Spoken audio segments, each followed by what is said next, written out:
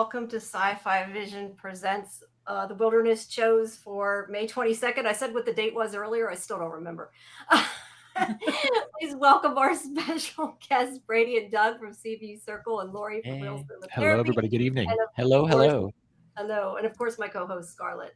Hello. It's another one of our Yellowjackets special where I guess we're going to talk about season 3 and rank some stuff, and season 4 and what we are looking forward to, I guess, and just kind of a bunch of random stuff. Where were you all when you found out the good news? Online.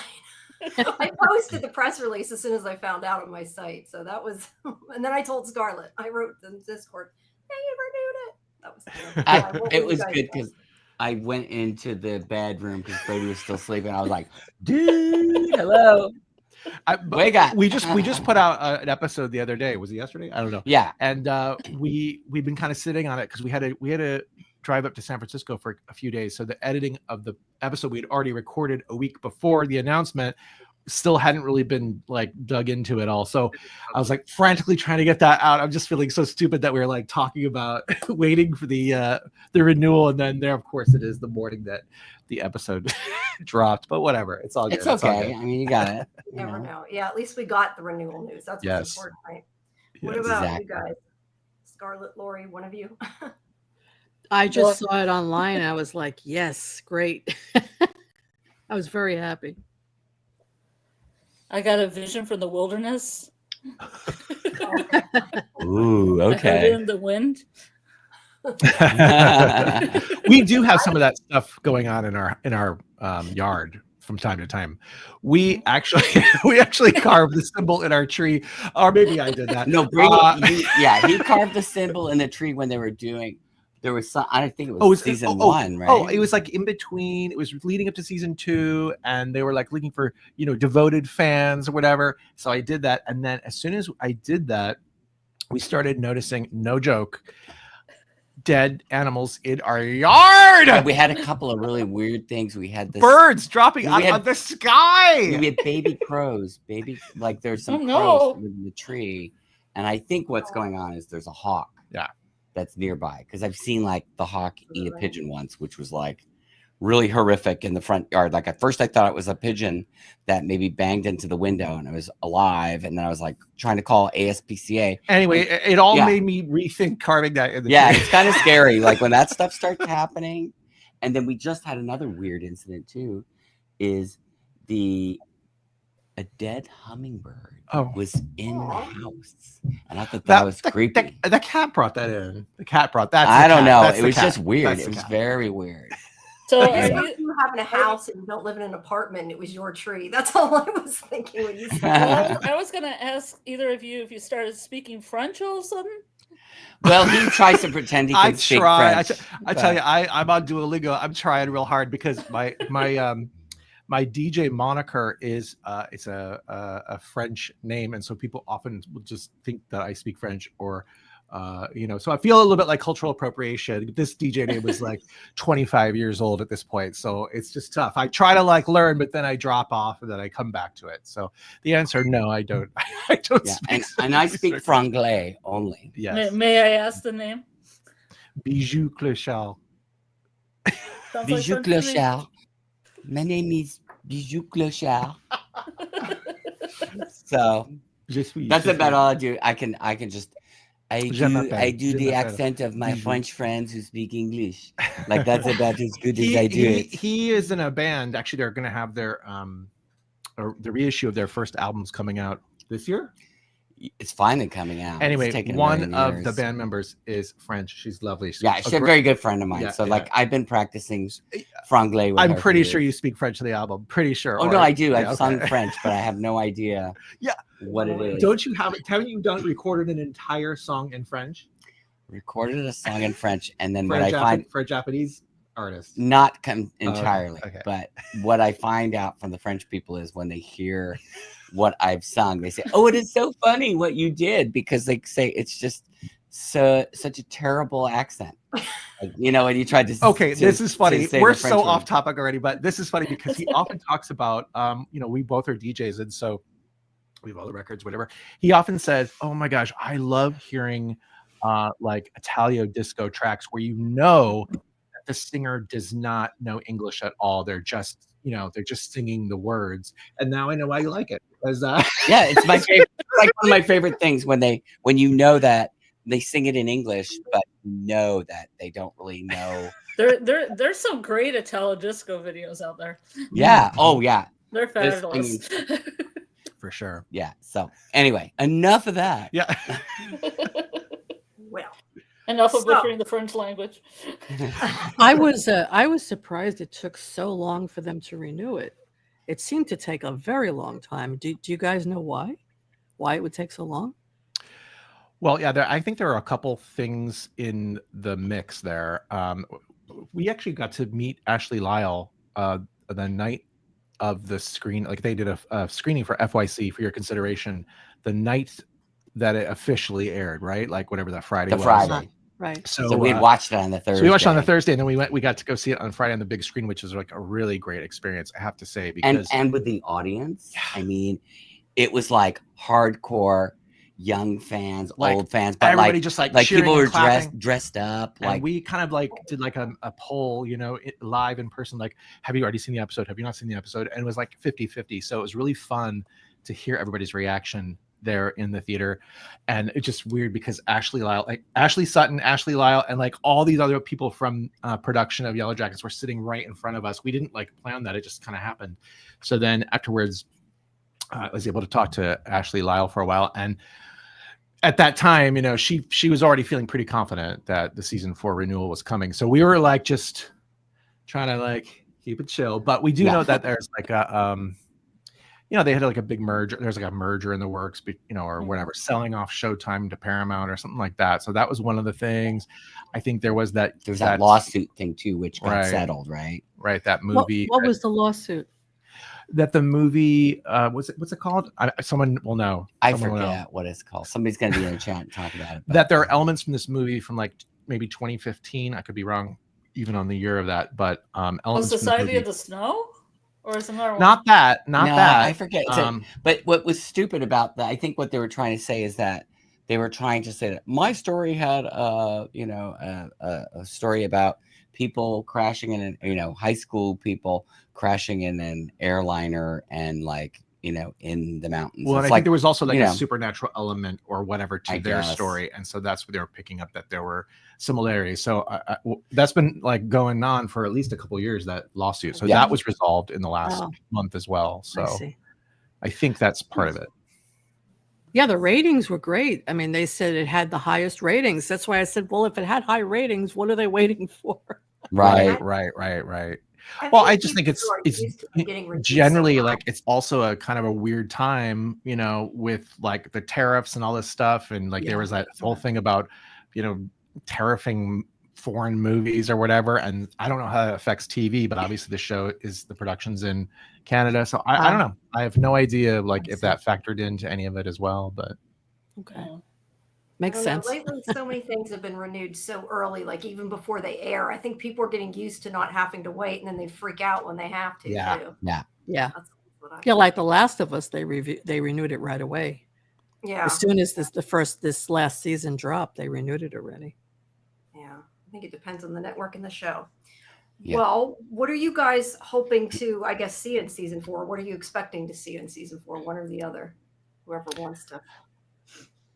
Well, I definitely think, what I want to see and what I don't want to see. I mean, I have a feeling we're obviously going to see more murder. That's a given. Yeah, but I would say that was probably one of the biggest surprises for me of season 3, actually, getting it as close as we did to the rescue, was that there's still so many people left. I just thought, I thought the Pit Girl thing was like, I thought there was going to be very few people left. Like I thought it was going to be just those 8 people and a 9th, so to have still another 4 or 5, I don't know the exact number right now off the top of my head, but that was a surprise to me. So I think that's interesting.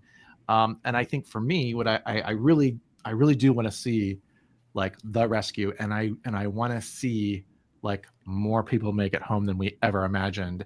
And then I want this is so demented for me to say this.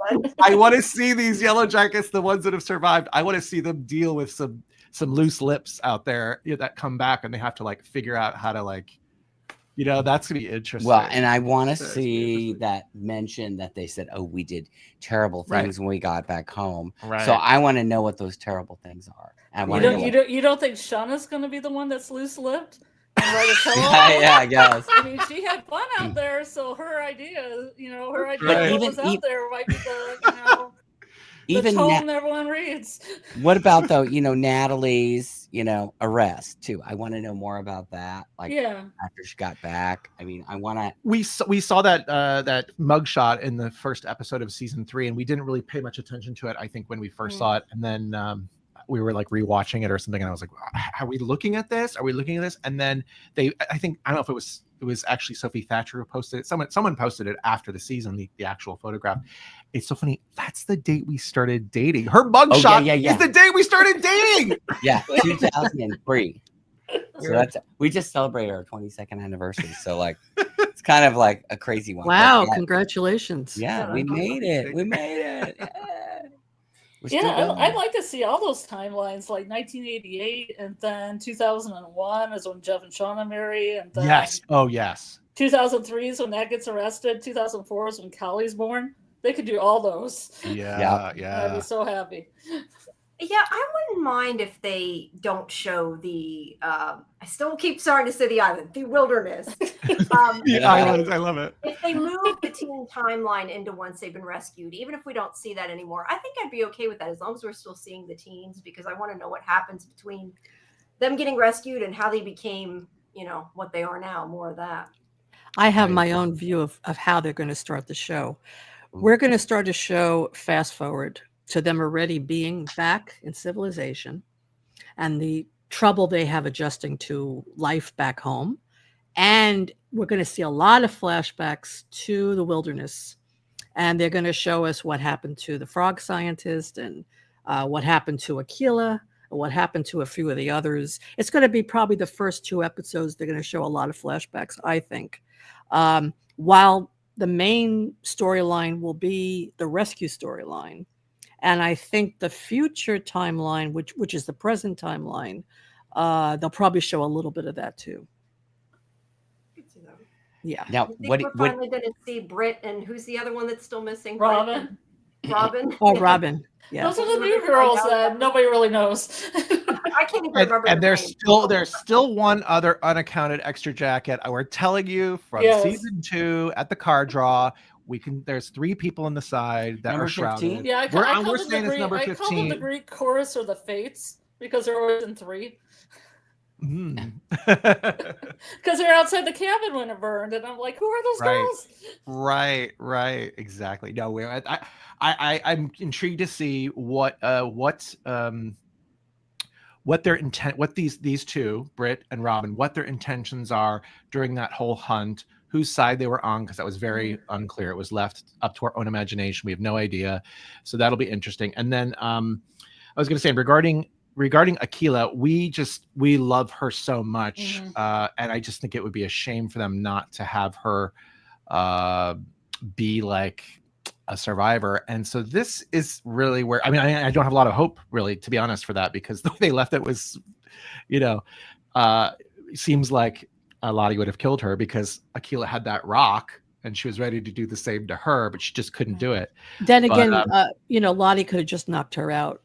Maybe she didn't kill her. Right. Exactly. And so I think the thing that gave me a little bit more hope was this interview that I just saw the other day. I only saw a little clip of it, to be honest, of Melanie Linsky. And I don't know the date of the interview. So I can't, I don't have all the details here, but she did say something about how, something like, we don't know who was left behind. Like, I was like, what?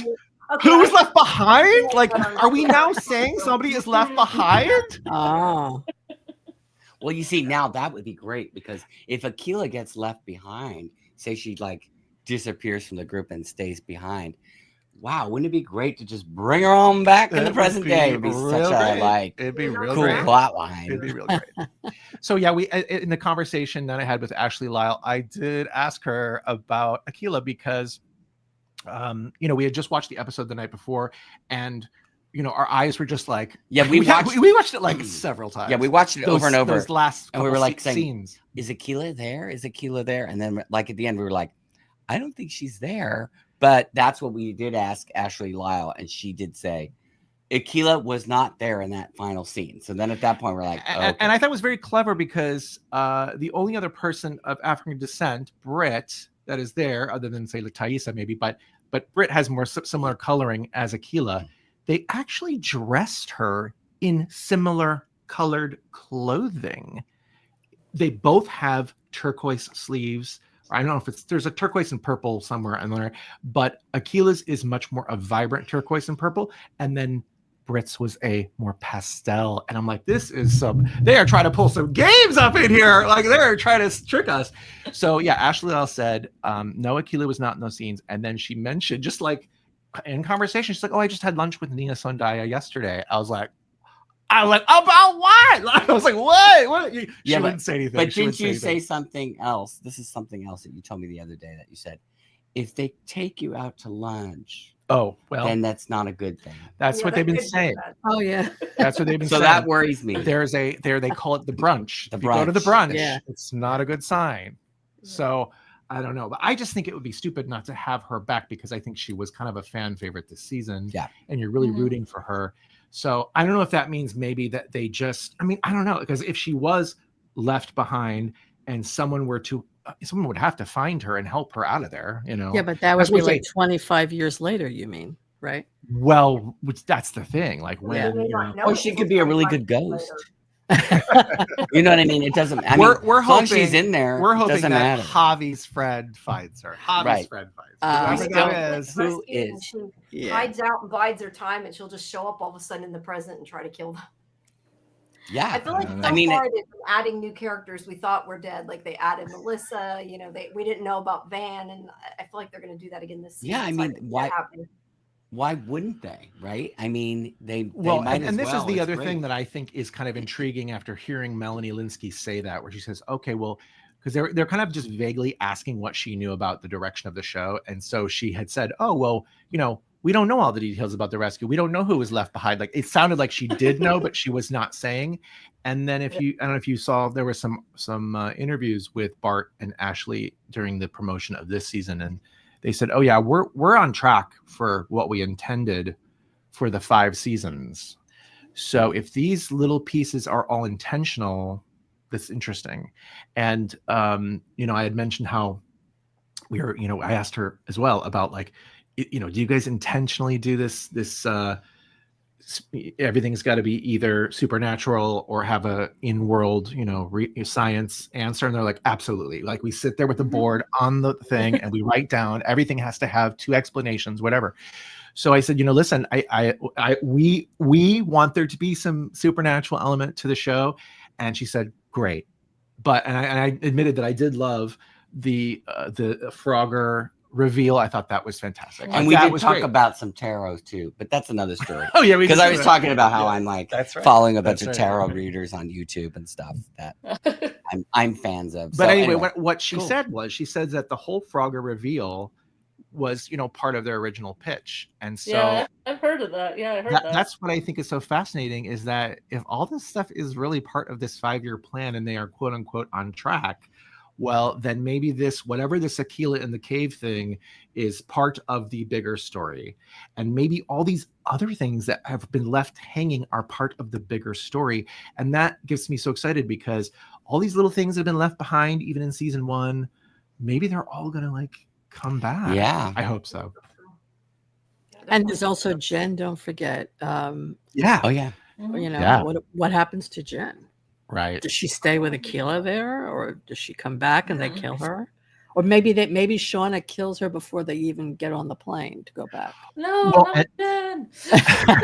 Well, if you remember in the one episode, they did say, the only people they did say was because when they were in the car or whatever, and they said, oh, Melissa and Jen are dead. So they did. But then Melissa wasn't dead though. So how reliable are they? Right. I know. My point is, they didn't say anything about the others, you know. But So it implies either they died before or they're still alive. We yeah, don't know. it's who knows. I mean, they could have died later too. They're just could maybe when they got back they killed them. We don't know. They're just saying they're not going to talk. I'm just really curious how that's all going to come out. Like who's going to talk? Because you can imagine if a story like this, you know, really were, you know, in our world, people would be hounding. Well, as we saw, even 25 years later, people were still hounding them. So that first couple months would be really intense. And speaking of hounding, the other one that is very exciting, the one plot line that I want to know is the Walter thing when, you know, he's listening to Slayer in the car was really intriguing. Us, I think he's somehow connected with the frog scientists. I think he wants revenge, and I think we're going to see him take revenge next season. I have my own thoughts about it. I think he's going to kill a few of the Yellowjackets. Oh, wow. Okay. And I think, and this is controversial, I mean, we know he really likes Misty, but I think Misty's going to piss him off, and I think he's going to end up killing Misty. That's what I think. So it's really going to be a Sherlock Moriarty. That really would be. Yeah, that would make sense. Bad, though. I like the two of them. It's like Misty finally found somebody. And they're going to be over a waterfall fighting a football in the waterfall. No. I also think that Jeff is going to die. I think that Callie is going to kill Jeff. Not premeditated, but in a moment of emotional outburst. A series of unfortunate accidents. And this is, you know, this was in the episode, right? This is in the pilot episode. That's what Shauna says. Shauna says, if you get me pregnant, this child will hunt you down and kill you. That's right. Oh, there you go. That's right. And then also that wasn't the child, though. Let's be honest.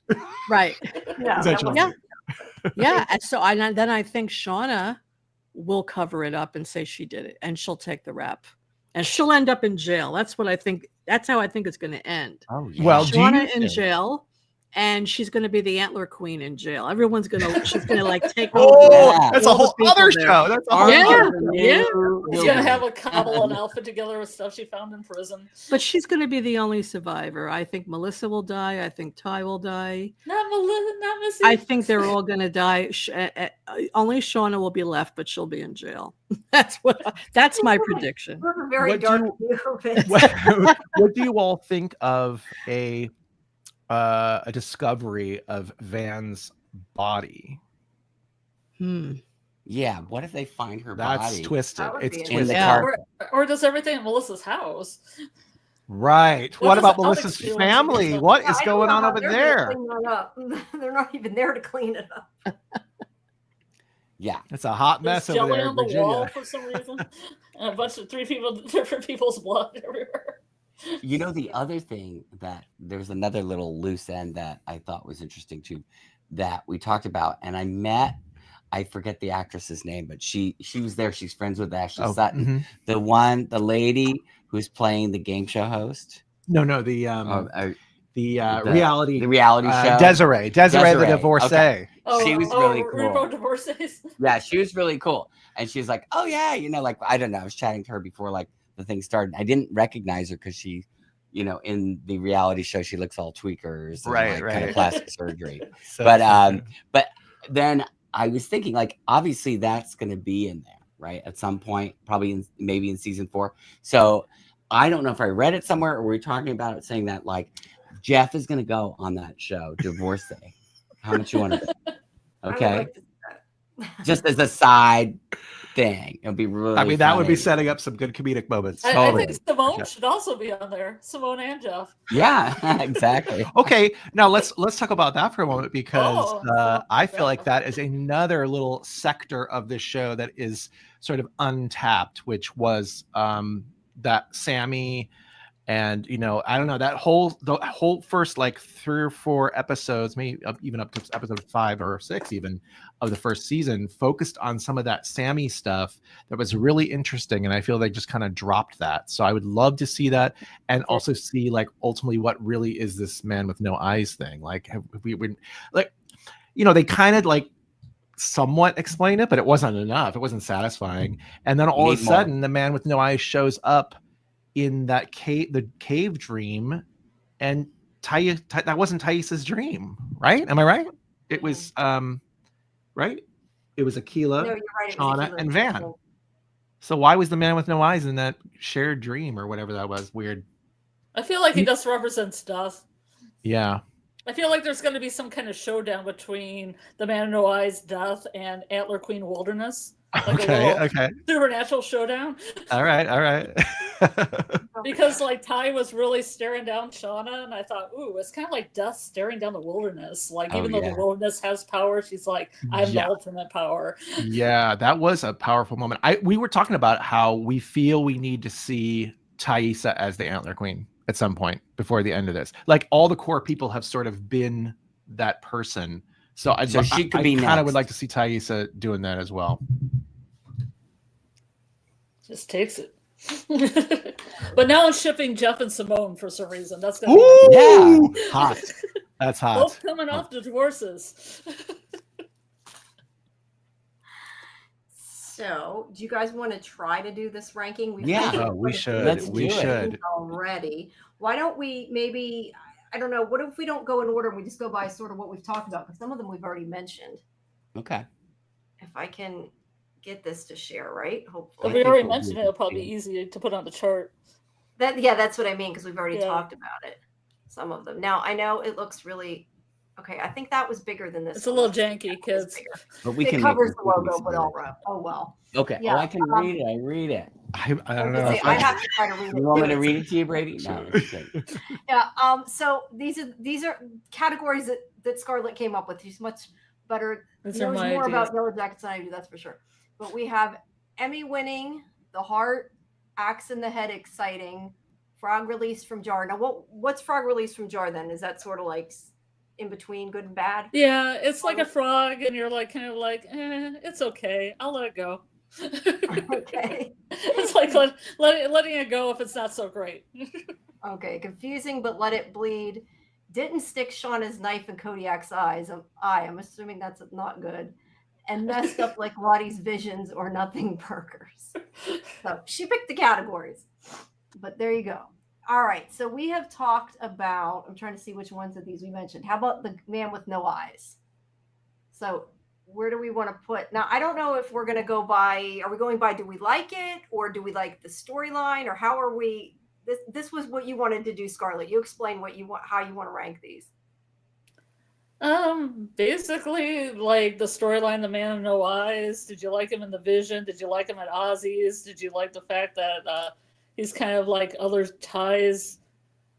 You know, I shouldn't say better half because that's Van, but like you know, and his whole plot line. I mean, it was better than season 2.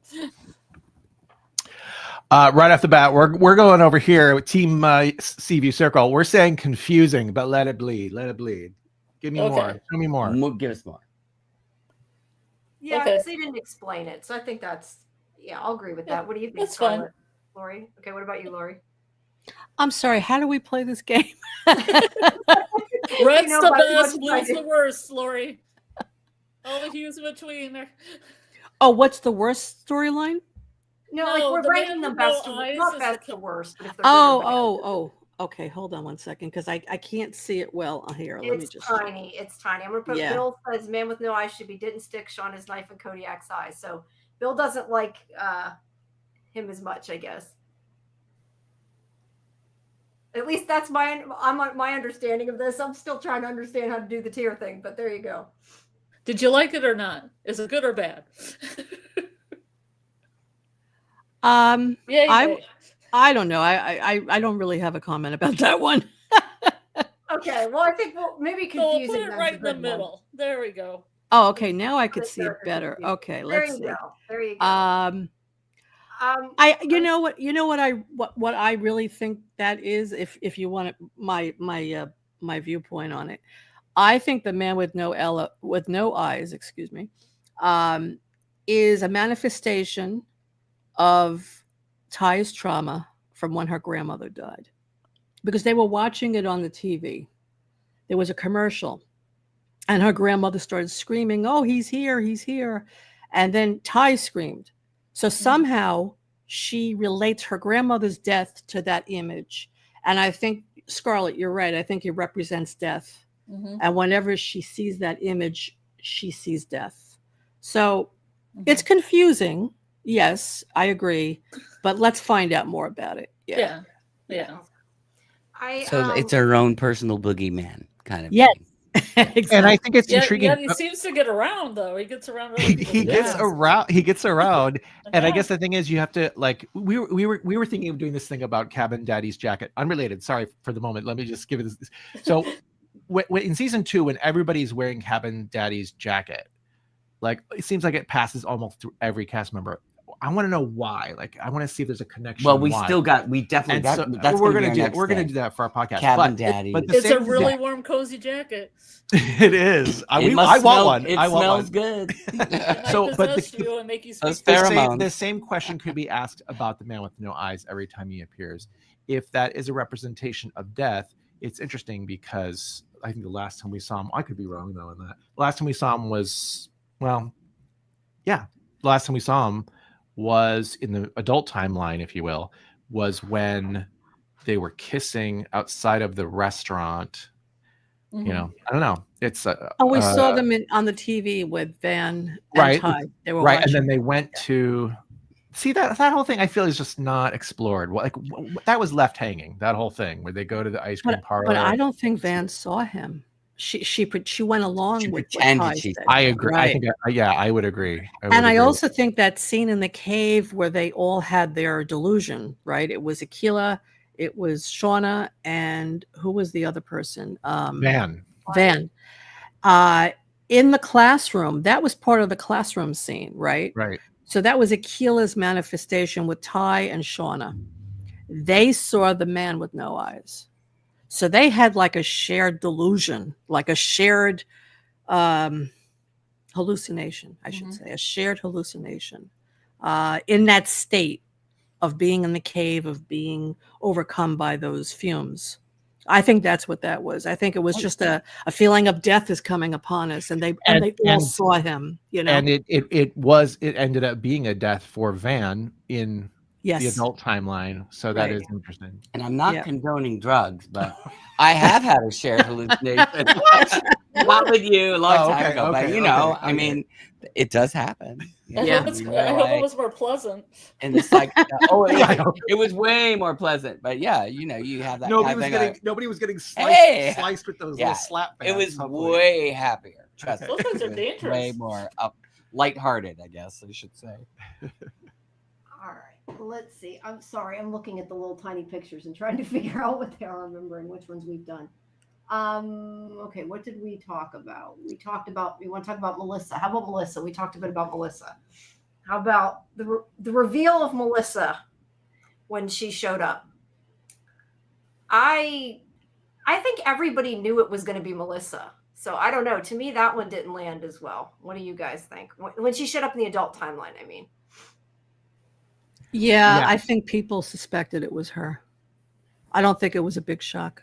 Yeah, we're gonna say over here, didn't stick in Shauna's. What is that? That's what it feels like. Shauna's knife and Kodiak's eye. Yeah. I mean, let's put it this way too. That was out of all the spoilers that were coming out. I mean, they kept talking about Hilary Swank joining. So obviously, we were all just trying to figure out, like, well, who do we think she embodies as the character? I was like, oh, she's gonna be the adult Melissa. I mean, I don't know. Yeah, it was pretty. I mean, especially once that kiss happened in episode 2 at the end, that was like, oh, well, here we go. Yeah, here we go. We're good. Yeah. So yeah, not really a surprise.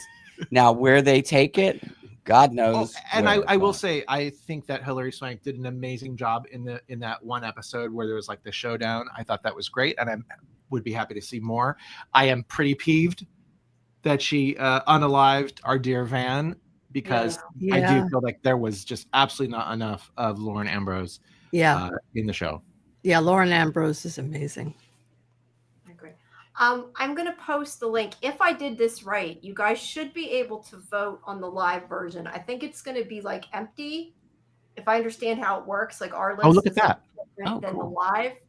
But you guys should be able to hopefully fill it out. The people in the chat, I mean, you can vote and tell us what you think if we did it right. It's the big thing.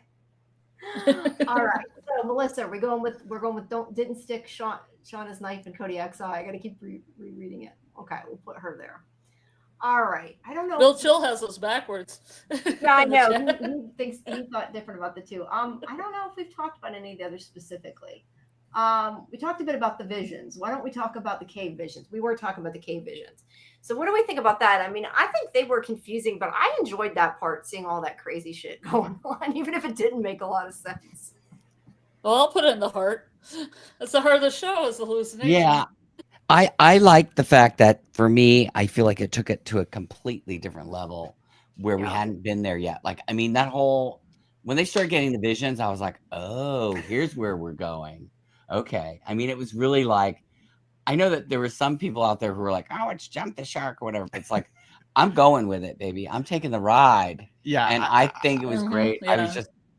I have nothing negative to say. Let's be honest. If you're going to have a show go on for 1, 2, 3, 4, 5 seasons, you got to make some waves and some changes. Like, it can't just be all the same like tone the entire time. So I was in for it as well. I thought it was a really nice homage to a lot of different films. I thought that was cool. Now, could you say that maybe it's like a filler moment, if you will, in a 10 episode season, maybe, but not when it's so interesting. I mean, like the visuals were great.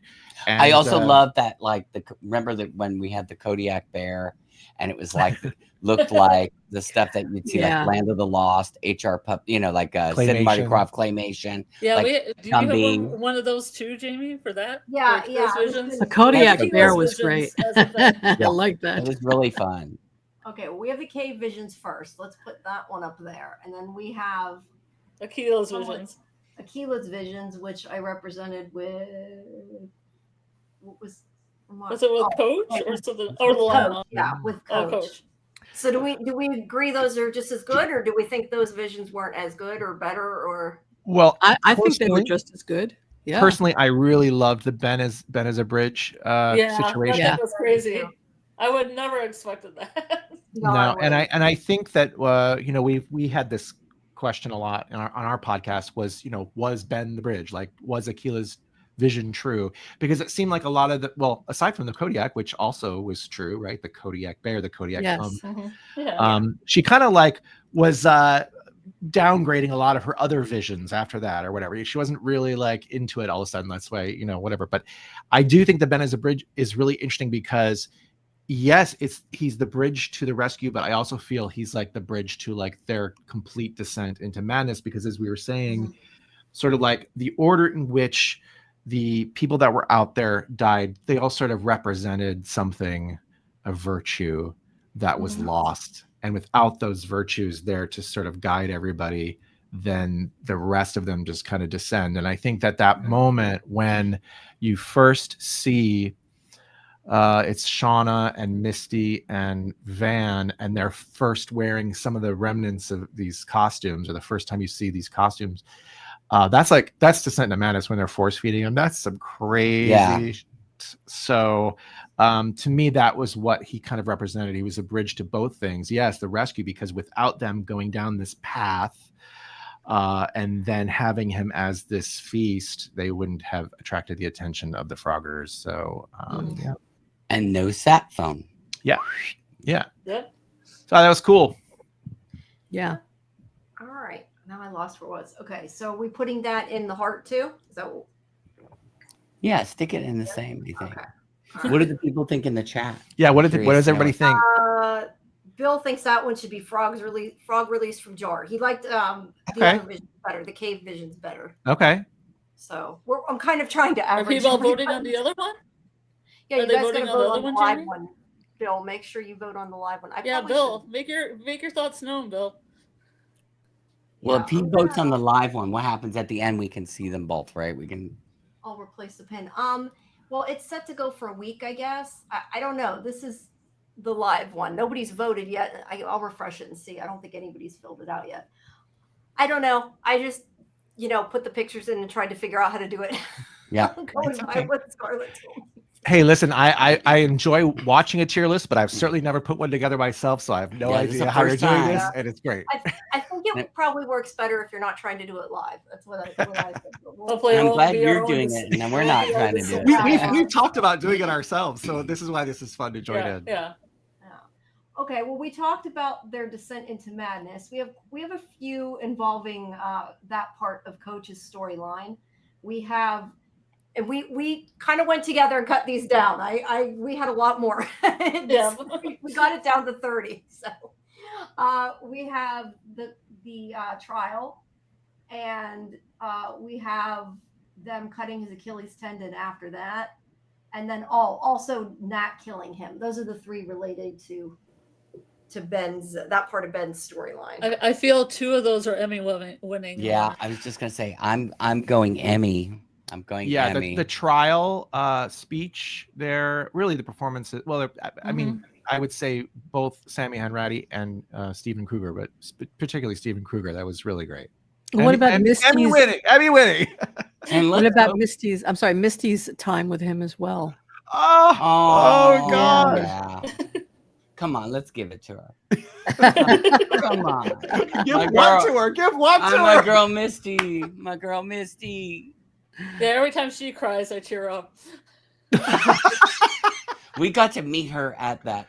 We were so excited because we did. Well, you know that Q&A thing when they did the final episode. It was a zoo. It was such a zoo, and we were like, and we actually met quite a few of the actors like during the season 1 when they did a Q&A, but it was very small and like there was just it was a different vibe. Well, it was before the show really took off. Before it really took off. But we were so stoked because we were like, let's just go meet Samantha Hanratty because like everybody else we tried to meet Courtney. Yeah, we hadn't really wanted to Courtney meet her, before, but we almost got to meet her, and it was getting too crazy, and it's like they had to get them out of the theater. So you know, we didn't get that chance. But anyway, we got to take. Sammy was lovely, and you can just tell from all the she's a interviews groove. and stuff. Love her. Such good energy.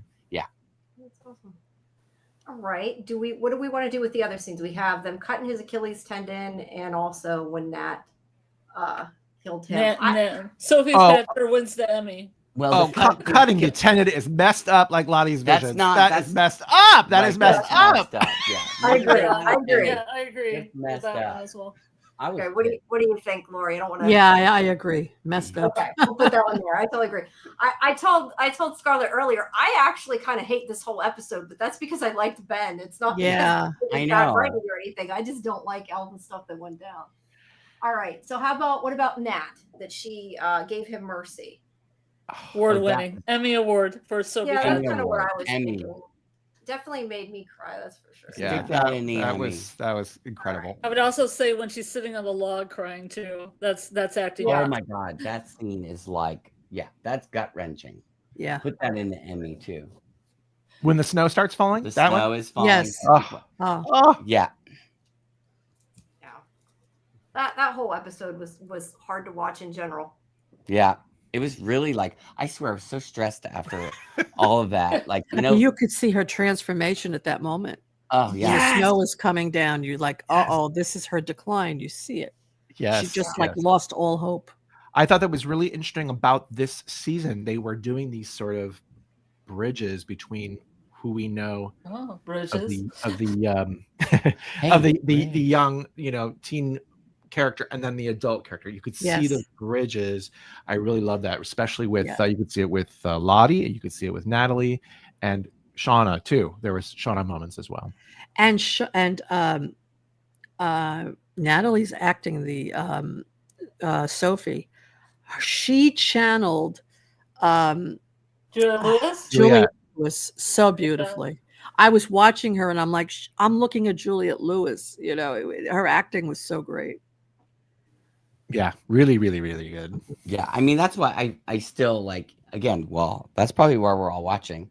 I mean, it's just that their acting is so great. And that's why I'm still kind of fascinated that we'll meet people who we know who are like, who were saying, oh yeah, we're doing a podcast, Yellowjackets. They're like, oh, I haven't seen it. I haven't heard about it. I'm like, well, where have you been living? I think there's an element where people get really freaked out about like the cannibalism. Like they just get really freaked out about it. I'm just like, you just give it a try. Just give it a try. It Like, barely even happens in the first season. Yeah. There's some Yeah. flashbacks. I keep on telling them it doesn't even rev up till the second season. I think the thing that it's not the whole season. It's just parts. It just right. And I think the thing that shocks me the most is that people that are like, say, my age, I went to high school in the 90s. This feels very familiar to me. And so a lot of my friends who are my age, I'm like, you would totally be into this. Like, just get with it. But I will say this, there's so much good TV out, right? As you know, there's so many shows that you're covering on this channel. It is really hard to stay on top of things. We actually DJ a lot of like parties for TV shows, and so we often have to sort of devote time to watching those to like prepare for the gigs or whatever. And so a lot, like, we haven't seen Last of Us season 2 yet. Like, we have not been able to get to it. We haven't seen White Lotus season 3 yet. Yeah, because oh my god, I haven't seen any of White Lotus except the very beginning. So we just haven't had time. We're gonna get to it. We're gonna get to it. Yeah, it's like we literally had. Well, we've got like we've got the HBO Max is off, but we have to be like, we're doing these gigs in the next couple of weeks, so we had to start watching Dying for Sex. So we're like watching that, which is really good, but it's like, it's more like we're watching it because we're doing the party for it, right? So we kind of want to know, what is this about? And we're doing a party for Mid-Century Modern, which we've seen a few of those, and we already did one party for them, but that we don't have to really watch. As well. We're doing a party for Handmaid's Tale next week, which we're super excited about because we've always watched that show. Yeah, so now it's gonna be fun. Here's the challenge: uplifting music. No, it's music about freedom and fighting and rebellion. Yeah. And we can do that. We can do that. I heard the penultimate episode was phenomenal of Handmaid's Tale. It was amazing. Yeah, phenomenal. Yeah, and I think that's what we just found out, that what they're going to do that night that we do this thing. They're doing like 2 episodes. They're showing this last week's episode and the finale, and they're going to do 2 Q&As. So wow, that should be really interesting. Hopefully we don't get to see the Q&As. We don't get to, we won't. We're like in the other room setting up, but like we'll miss that. We might be able to sneak in. I don't know. We could go. I would like. Yeah, you guys should do a report on that. Yeah, I know. It's funny because the timing of shows is like, when we found out that White Lotus and Yellowjackets were airing pretty much the exact same schedule, we were a little upset because we definitely wanted to do the Yellowjackets, but I know we would have really enjoyed doing this season of White Lotus too in real time. So it is what it is. And then we kind of needed a break once Yellowjackets was done, and just whatever, had a lot of stuff going on. And there's day jobs involved too. Exactly. So there's a lot. We would have loved to have done Handmaid's Tale, to be honest, because I think it's been a really good season. And we've watched it all. Yeah. I mean, we're diehards. So we're also doing Andor too. Did you cover Andor on Sci-Fi-Vision?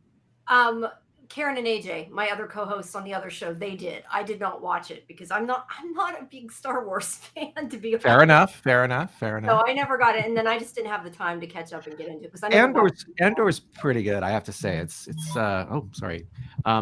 definitely has like some sophistication to it that is you don't often see in Star Wars stuff, and it's particularly like the sets and the costumes are just insane. Oh, it's unbelievable. Yeah, I mean, it's crazy. Yeah, so we're looking forward to that. Yeah, there's a lot on. Sometimes you can't cover all of it, unfortunately. Yeah, it feels like you want to. Sometimes you just can't.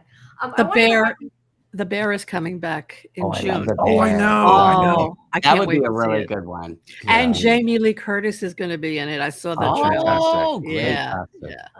Did you see that episode of The Fishes? You must have seen that. No. The Bear? The second season? The Bear with the Fishes. Okay, I'm sorry. The Fishes. That's the one with Jamie Lee Curtis. The dinner. The dinner Christmas party. Dinner. Yeah. Oh, yeah. I remember that. My favorite episode. I love. If no one ever watches The Bear, you have to watch that one episode. Right. It's unbelievable. It is so funny. You have Sarah Paulson. You have John Mulaney, the guy from Better Call Saul. John Bernthal. You have everybody together for the scene, and Jamie Lee Curtis is this narcissistic mom who's like losing her mind trying to make Christmas dinner. It was phenomenal. I remember that was so good. I think that was such a standalone too, wasn't it? Yes. Like, and then she was in the last season too, right? When her daughter was giving birth. Right? That was a great episode too. Yeah, but the one with the fishes was so funny. It was it was just outrageous. It just out of the park. Yeah. So I'm looking forward to that. I may cover it. I'll see how it is. Yeah. Oh, that would be great. I mean, when is that starting? Like in a couple It's months? it's a month from June now. 25th, I believe. Oh, geez. Okay, Mhm. we got a lot going on too. We could fit that one in at least. We haven't even watched. Another favorite show of ours is Hacks. We haven't seen the current Yeah, we season. haven't Oh, watched Oh, it. Hacks. Yeah. Yeah. I want to see. Hacks is a good show. I'm surprised you haven't seen Love Last Gene of Us. Simmons. That's what I like. We're covering that right now. Actually, we covered that earlier tonight. We did that a couple hours ago. So Scarlet does not watch it. She hasn't watched it yet, but What? Which one? that you don't watch Last of Us, I said. I played the video You games. played the video game, but you don't watch the show, so Yeah. you need to watch the show. I The just video wanted, games kind of like freaked me out and were kind of depressing. it is. It's not a happy show. I just wanted to. We had a couple comments in the chat I missed, and I'm not sure what it was about. Quiam was saying earlier. Maybe you guys can figure out what it was about because I don't know what we were talking about at the time. About wanted them to be sisters. I'm not sure who that was in regards to. I do not remember what we were talking about at the time. So I am sorry that I skipped your comment. But There could be maybe you guys sisters know. on here. Yeah, I don't know. Theory about somebody being sisters. Sorry, missed that. But I love Chris Orlando's comment. I went from "Damn it, Shauna" during the season to "I really miss Shauna" the last couple of months. Shauna's the worst. Shauna, go, but don't go. Yeah, that's great. All right. So what do we do? What you Scarlett, you know what scenes are in here. You pick one. You know which ones you picked out. I don't know exactly. I can't remember what scenes. We have Okay. Eat It. Let's do Eat It. I see. Eat Eat it. it. That's good. All right, yeah. Eat it. Eat it. No, Don't no, you make me repeat it. Yeah, No, eat it. I don't know how I feel about that one. It's so bizarre. Heavy wedding. I mean, I'd say axe in the head exciting. It's Axe in the Head exciting. Come on, it is Axe in the Head Come exciting. on. At least. Okay, Eat it. I'll get down with that one. What do you Scary. Okay. Yeah, I'll agree with What do you that. think? Okay. Yeah, I agree. think about that one? Eat Okay. it. All right. Yeah, I don't know. That scene to me was so bizarre. Not necessarily in a bad way. Just it was. Well, I mean, she tried to know Amari as a teen. Yeah. Right? A taste of it, a little nibble on Jackie's ear. That's right. Kind of food for, That is true. Jackie's ear. Jackie jerky, as we called it before. Yeah. Those are Little like Jackie little jerky. love kisses, and Shauna's made. Yeah. A little nibble. All right. Let's see. How about, since we're talking about Shauna and Melissa, how about the scene where they're making out back in the wilderness? Oh. that- okay. I don't know if that was a shock. I think at least I saw it coming towards the end when they were talking, but I don't know that I saw it before that coming. Would that be frog released from a jar? I think it's Yeah, Robert. I was just going to say that. It's Yeah. kind of, Yeah. yeah. Okay. Yeah. All right. Yeah. They're letting it all hang out. And if anybody has anything to add to any of them, please jump in. It's a hard to with 4 different or 5 different. I guess 5 people. There's 2 of you there. I can't even count. With 5 people to make sure I get everybody. All right. How about? Well, might as well go in order. We have Natalie's funeral. Oh, Natalie's funeral. That's at the very beginning. I'm going to add the aftermath, too, because we don't have that, like Natalie's funeral and then Misty putting on Nat's leather jacket and going to the bar because we don't have that. Right. Setting dicks on fire. Yeah. Yeah. Well, that line maybe breaks it a little bit for Yeah, we me. have a picture of dicks on fire, right, Jamie? Okay, Bill says the heart. I don't know. What do you guys think? I feel like I was expecting more from the funeral, but maybe only that's From the mom? because it was like the first promo photo that I saw. I did think the mom, that whole section was really funny. Yeah,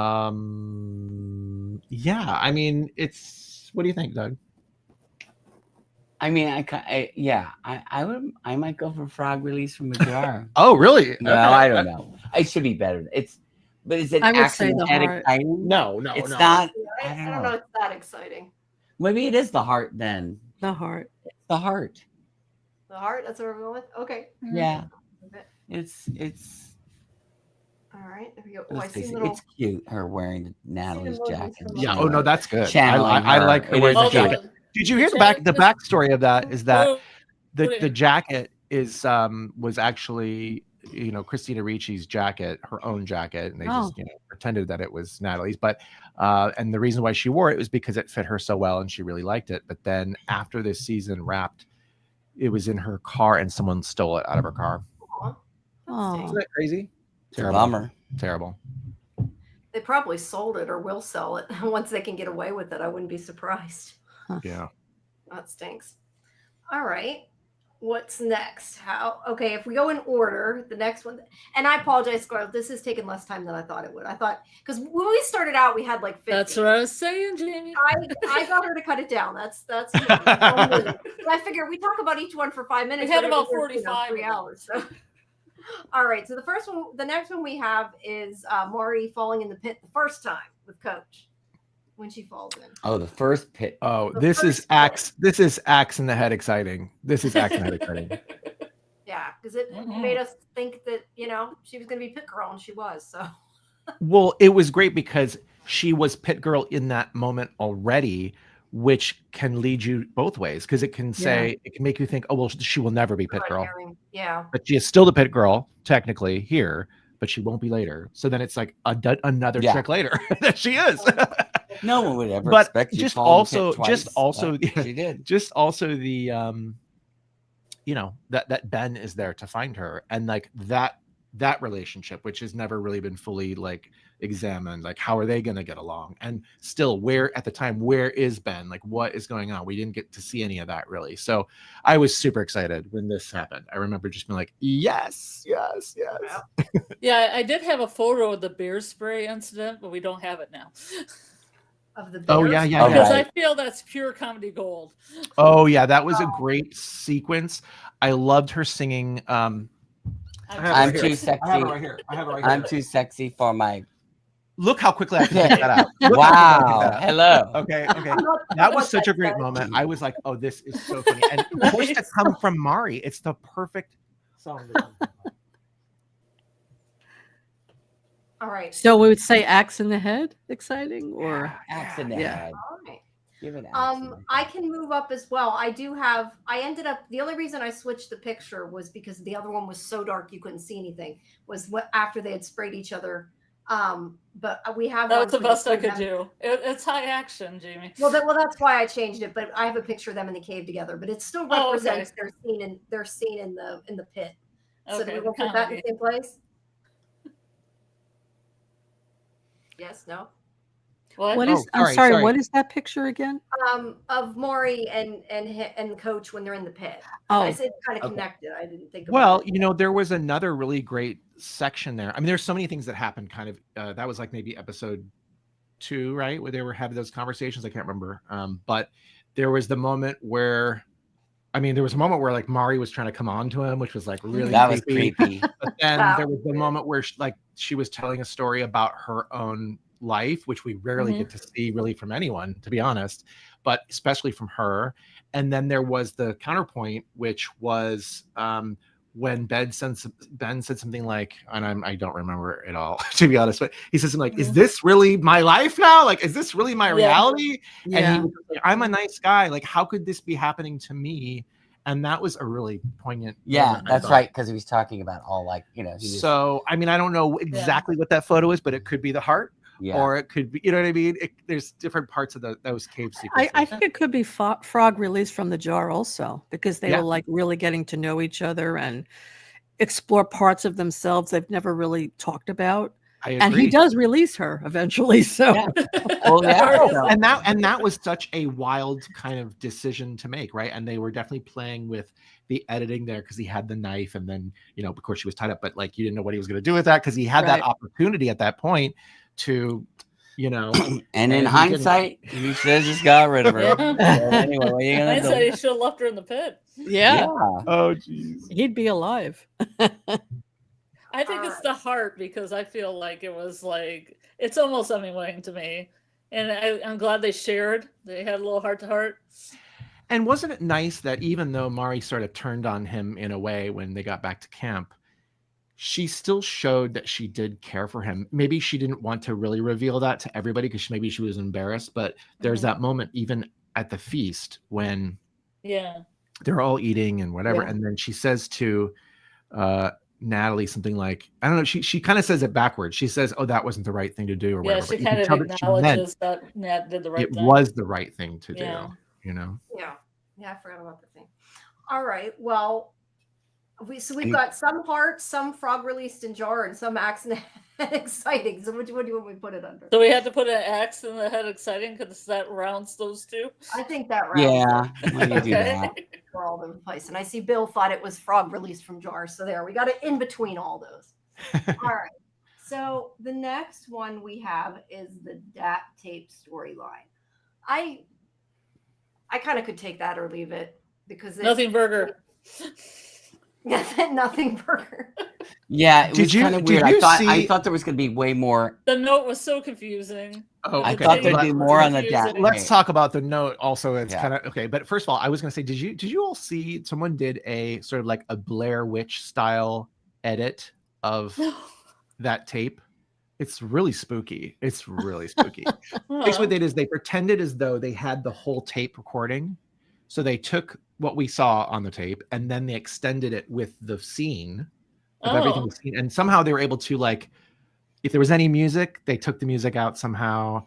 And then they added in like the sound of somebody running, Hannah, I guess, running. I don't know if she had the recorder on there or not. I can't remember, but whoever was running, it had to be Hannah. Yeah.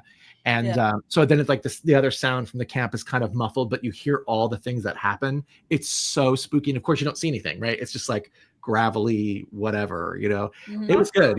I saw it on TikTok. But anyway, I would say the DAT recorder was definitely interesting. And I think we kind of all maybe had hoped there would be something like that. But I don't know how well it was executed in the adult timeline. I don't know if it was used to the best of its impact. And I definitely think the letter thing felt a little weak. The letter was a little bit of a letdown. because I don't think we thought there was a letter. At least I didn't think there was really a letter. And then it's like, really? You just lost it under the fridge? Is that right. kind of right. Weird? I mean, we saw Callie pick up the envelope with Shauna's name on there and the symbol. And I thought, if you're Callie Sadecki, you are going to open that up like immediately. And if you did, and like right there on the porch. Right. And if you lost it under the fridge and you went into the fridge. Well, no, she didn't know she lost it because what happened was in the flashback it was that like, explained it, Jeff walked in and she dropped and it like dropped. Surprised her. Yeah. Well, I mean, if and it fell in a for way that's, scientifically impossible underneath the fridge. yes. And then of course we have the whole other side of this, which is the Lottie death, right? And so how the DAT tape factors into that is a little wonky. So I would say, again, the idea is great, but the execution, I'm not for sure. What about didn't stick it? How come when they found the envelope, when Shauna saw it, she pulled it out, how come it wasn't covered with like lint and gross stuff? Because let's face it, if any of you have a cat that play with the toys, do this like if you clean the fridge every now and again, you find all the cat toys, the weird balls, and like all this lint and stuff. It's disgusting. So yeah. And that envelope went really far under the fridge. Yeah. Did they end up giving the Karma Cat, or did they give that to the people? I thought they kept it, but I don't know why I think that. I think it's for lever foraging wild in their house. So of course the thing that's really unfortunate about that letter is that if the letter had been given to Shauna, then Van would still be alive. Let's be honest, and maybe Lottie too. I mean that's just it. I mean it's a real. And again, like I say, the plot point, it falling under the refrigerator is, I don't know, it's a little frustrating for those big events to happen, in the wake of that. All right. So what do you think? Didn't stick Shauna's knife in Codex side? Kind of near the bottom, but maybe not the worst. All right. Yeah. Now I lost it. Where to go? That tape. All right. We'll put that up there. Okay, so now we have, because we wanted to at least add one scene with them, we have Jeff and the Joels.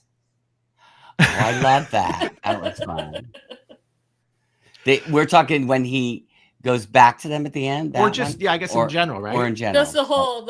Yeah. plot We can't even with really the- The whole I thing. think in episode 2, I was like, what is this? Like, it was like, this is a lot for like no payoff. But then in the long term, I thought it was really good. And I did say, though, I remember saying when we covered that episode, that it felt like, oh gosh, this felt like the end of the character to me. It felt like a really like closure of Jeff. Like he kind of overcame this relationship with his wife, and he's now going to do something on his own.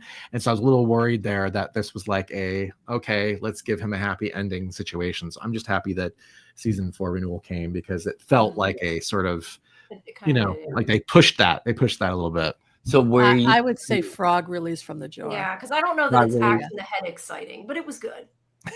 Yeah. Okay. Jeff, I can Jeff go with is that. not the heart of the show.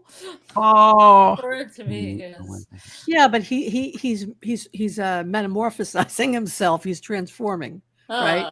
He finally said, "Listen, my wife is the problem. It's not me." So he's the frog released from the jar, I think. All right, we'll put that one right there. Okay, so now we have Callie and Lottie's relationship that was, I guess, through a couple episodes, actually. We sort of combined that one. Not enough. Not enough. Combined excitement of shoplifting and singing in the kitchen while making sauce. Yeah. We need a little bit more. I needed more of adult Lottie this season. I needed more of adult Lottie. It wasn't much from the cult compound. I loved seeing her on the loose. I thought she was so much fun. Yeah, it was nice seeing her out of the her performance. garb Her and performance was just like, I was just like dazzled. Like, I really missed her, I have to say, for the second half of the season. And I did enjoy the scene when she first came to the Sadecki household. It was so much fun. Oh my gosh. She's brushing off the chair before she sits down. Oh, and just the dynamics between everybody. Like, it was such a really good scene. Now, again, we've talked about this even here on Sci-Fi-Vision, right? About Lottie maybe having a child or whatever. What is this whole like obsession she has with these children, like Shauna's child or whatever? And there was talk Travis's like child, which is maybe Callie is her child. Like, they were just taking care of her because she was in Switzerland. Who knows? I mean, who knows? I might still find out something. Well, can we just at least have some more Simone Kessel back at some point? I don't think it's gonna happen, but I don't think she's coming back. Anyway, I don't know what category to say. I love seeing them together, and I love seeing her. So I would say axe in the head, exciting. Yeah, I could go with that. I can go with that. I can go with that. Give me more. Yeah. Oh, how about that scene? How about the scene with the necklace around Callie's neck? That was like, whoa. Oh yeah. So that was, I was reading somebody's theory that they think putting the the necklace had more to do with the person doing the killing than that the person was going to be killed. I thought that was kind of interesting, but I don't know. I have to. So like Shauna is always putting the necklace around her victims, but then she'd be angry because she was like, "I wanted to put the necklace around my daughter." Oh, well, I don't know. Did she want to put it around her daughter, or didn't want her to have it? I thought it was more she didn't want her to have it. Yeah, that's what I thought. Yeah. Well, that's very interesting, though. If that's someone's theory, that if you put the necklace on someone, that means they're going to do the killing, because obviously when Natalie had the necklace around her, you could say that she was responsible in a way for Javi's death, and then Callie is responsible for Lottie's death. But that doesn't really explain, Mari. That's not the case for Mari, but I don't know. No, I just had back from the grave. I thought that the last scene before Lottie died, when Lottie said Shauna's jealous because she sees the wilderness in you, I'm like, oh my God, what a thing to say, right? Oh, that was wild. I just loved that. I loved all of her like dialogue. It was out there and it was wild, and I just wanted more. Yeah, she really does play such a great cult leader. I've seen the interviews where she's just speaking normally. I'm like, damn, I wish you were still the cult leader. I mean, I love her cadence, she's just plays it really well. Well, and it was just fun to see her. Like, she always looked fantastic at all she's like the only one that really gets to play with like glamour, if you will, out of it. Velvet Yeah, Velvet she's suit. very elegant. She's beautiful. Yeah. She's a beautiful woman, and Yeah. she's very Beautiful velvet elegant. jackets and long Yeah, flowing that dresses. long jacket is like, Yeah. wow. Yeah, I'm gonna miss her. I hope she comes back as a ghost. I hope she so haunts too. somebody. Flashbacks. There's no reason we can't see flashbacks. Oh yeah. You know, but I Yes, have a question about the fact that she wasn't on the plane, because everybody else was on a plane when they because she died. got that great song. She got sleepwalking, and that's her way out. Mm. She got a beautiful, Right. a beautiful, elegant song. I don't know, but do you guys feel that way, that there's some kind of misconnect that she didn't get on the plane at the end? I think that this is another sort of realm that could be mined further in season 4. We've talked about this on our podcast about this sort of like purgatory. You know, that whole scene with Van and younger Van on the plane, I think was really interesting. Where you know, she says, you know, I did everything I was supposed to do. We saved Ty, and the reward is that I'm dead. And she's like, well, yeah, surviving this was never the reward, which means that dying is the reward. Yes. So they can be out of this like, you know, Hell. this hell of like tracking down all these people, like, you know, whether it's Adam or whoever. So I don't know. I wonder. But Natalie was also on the plane. Right. Yeah, I thought the plane was for people who cheated death. Yeah, I mean, I think that's a good thing. And so maybe the thing is this, maybe Lottie didn't cheat death in the same way. I don't know. Because I think she wanted death. I think Lottie had a death wish. And she wanted the wilderness to come to her and be that death. Oh, she definitely wanted the wilderness Like to come Callie to her was again. the pure wilderness to her when Callie pushed her. Right. Like I feel Well, the and power she of the also wilderness. was sort of, you know, She was at peace educating- with it. Yeah, maybe that's what she it was. is. She was educating Travis as well. You know, leading up to his meeting in the end. Travis didn't get on the plane, right? I don't think we've seen. Well, They there did- wasn't enough adult Travis, that's for sure.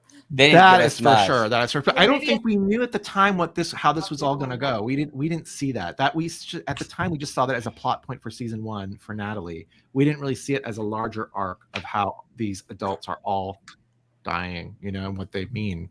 So it would be interesting to show a little bit more of that. And don't get me started on the Travis thing again. Remember I was talking about this last time, where I was like, so why weren't there more wilderness babies? Because, you know, Well, after it's the wilderness doom babies. coming. Lisa's a wilderness baby. I'll die on that. Yeah, I mean, Yeah. probably, but it's still just like, maybe, don't you think that maybe they would have fooled around a little bit more? I don't know. You also have to have a willing partner as well. Everybody's going through a lot out there. I guess. But I mean, it's got to be so boring. Including him. Yeah. He lost Yeah. both his father and his brother. He's had Right. more loss out there than any of them. But he was He drunk had to a lot on eat that the hooch. heart of Hobby and then eat Harvey. Hobby. Not Harvey. Well, he's on that berry hooch all the time. Come on. You don't tell me that something might have happened. I don't know. Anyway, we'll never know that unless they throw it in. It was season funny 4. because I was pulling slides for our last podcast where we were talking about this as one of the theories or whatever. It came across the images from the Doom coming, and I thought, oh wow, Alexa Barajas and Kevin Alvis are kind of having a little moment there. Maybe that's where they fell in love there. Maybe. The Doom coming. they're supposedly dating. So. I Oh thought yeah, that that's was right. Yeah, so it's cute. Oh, That will be Yellowjackets the love. wilderness baby in the real life. That's in real life. Oh, Yeah, yeah. it's true. It's Yeah, true. because Christina Ricci had a baby when it was going on, and she Yep. says her baby like commands her around and calls her Christina. Oh that's my God, funny. that's funny. That's funny. She's like, Christina, could you get me some water?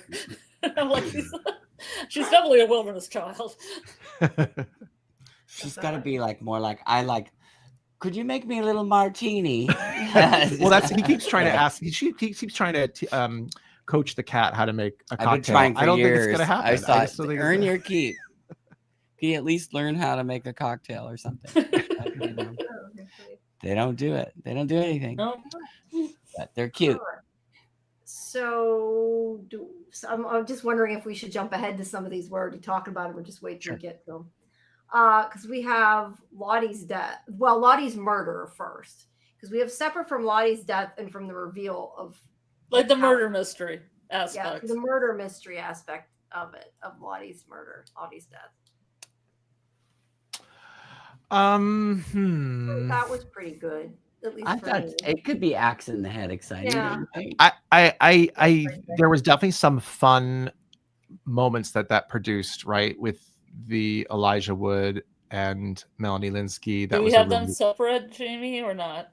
The murder and the reveal, yeah. I have Lottie's death, and then I have. But you don't have Shauna and Walter like I had it. Oh yeah, I have Shauna. Wait, I have Shauna. Yeah, I have Shauna and Walter. Oh, So we have Walter. the Yeah, madcap we have that queen. separate. Their antics are separate. Yeah. Yeah, that's separate. I enjoyed the Shauna and Walter moments. I thought that was really fun to see. It was cute. I think that the inclusion of Lisa was really fun too in this investigation. We were really happy. Do you to have see Lisa? Jamie? No, on there. Lisa I didn't put. Damn it, Jamie.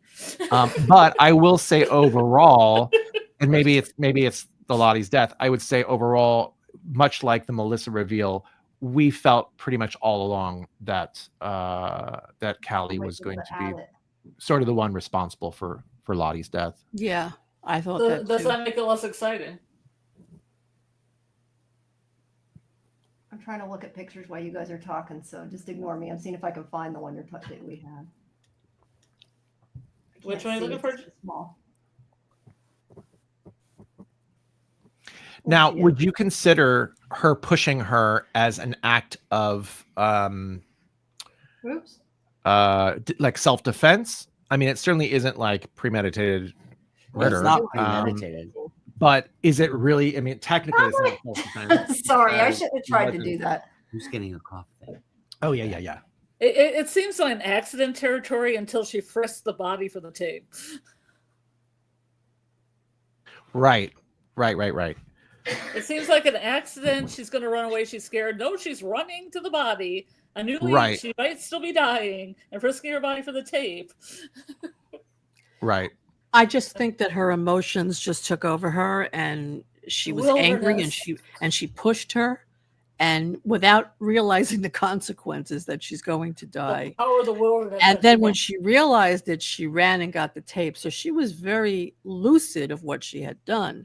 But I think it wasn't premeditated. I think she just can't control her emotions. She has no emotion regulation. She can't do it. And what a scary, little moment that must have been for her to walk in that area with all the candles, and then everything that she said, not only just in general, but like specifically about her and her mother, like that would have freaked Which she me was out. proved by killing her in a way. So, well, like you said, I think she wanted to get away from her. Don't forget, also Lottie was grabbing her arm, so she may have felt trapped, right, and frightened, and she just acted out and just pushed her. That's what I think. Well, happened. she also said she was just like her mom. That's always and then she got angry, and that's when she pushed her. Nobody wants to hear that. A person who has trouble regulating their emotions acts out, and sometimes they do things that are not, acceptable or not good because their emotions just take over, and all reasoning goes out the window. And I think that's what happened with her in that moment. I think she just reacted and didn't think about the consequences. Wilderness instinct. I was going to say she gets that from her mother. Right. All right. So we have Lottie's murder, and we have Callie being the killer. So where are we putting each of those? We've kind of talked about them all together.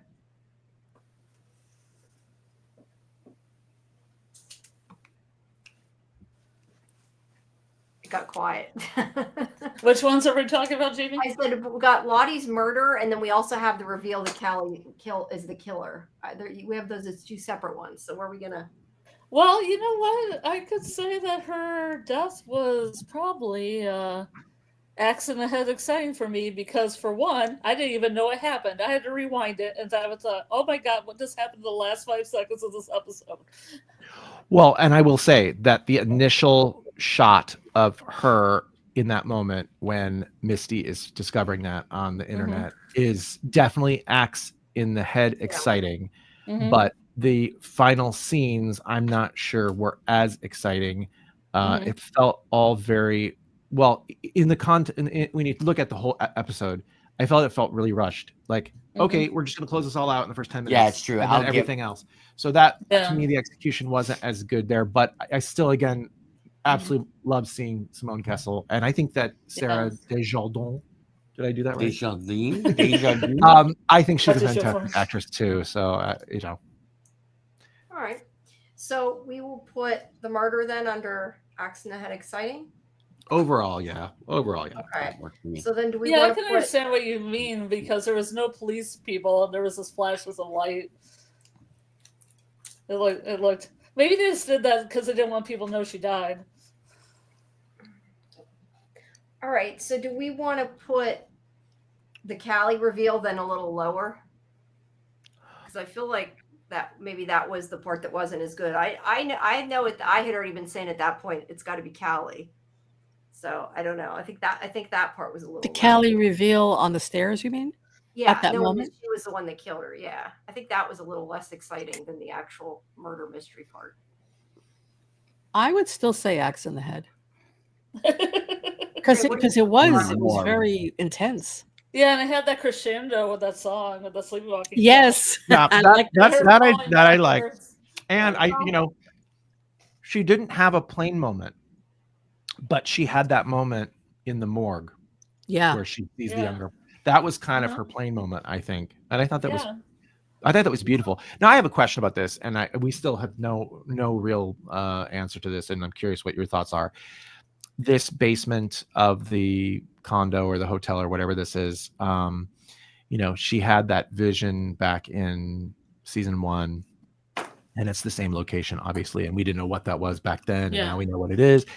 Do you think that was when she was having the baptism with Laura Lee? Was that a memory at that time, or was that a vision of what would be her death, but she couldn't envision, I guess, what she looked like as an adult? So that's, I don't know. It's just really been intriguing to me because obviously she had to have known that location, or maybe she didn't. I mean, we have dreams all the time where we've never been there. No, we talked about this before. I'm pretty sure she knew that location. Like, as a child, you have places that you go to that, whatever it is, like, whether it's in your basement or it's in the garden or whatever. So investigate, you hang out. She grew up in the hotel. That would have been that was probably her happy place. Yeah. So That makes sense. But I guess when she has that moment where, because it's all connected, right? It goes from the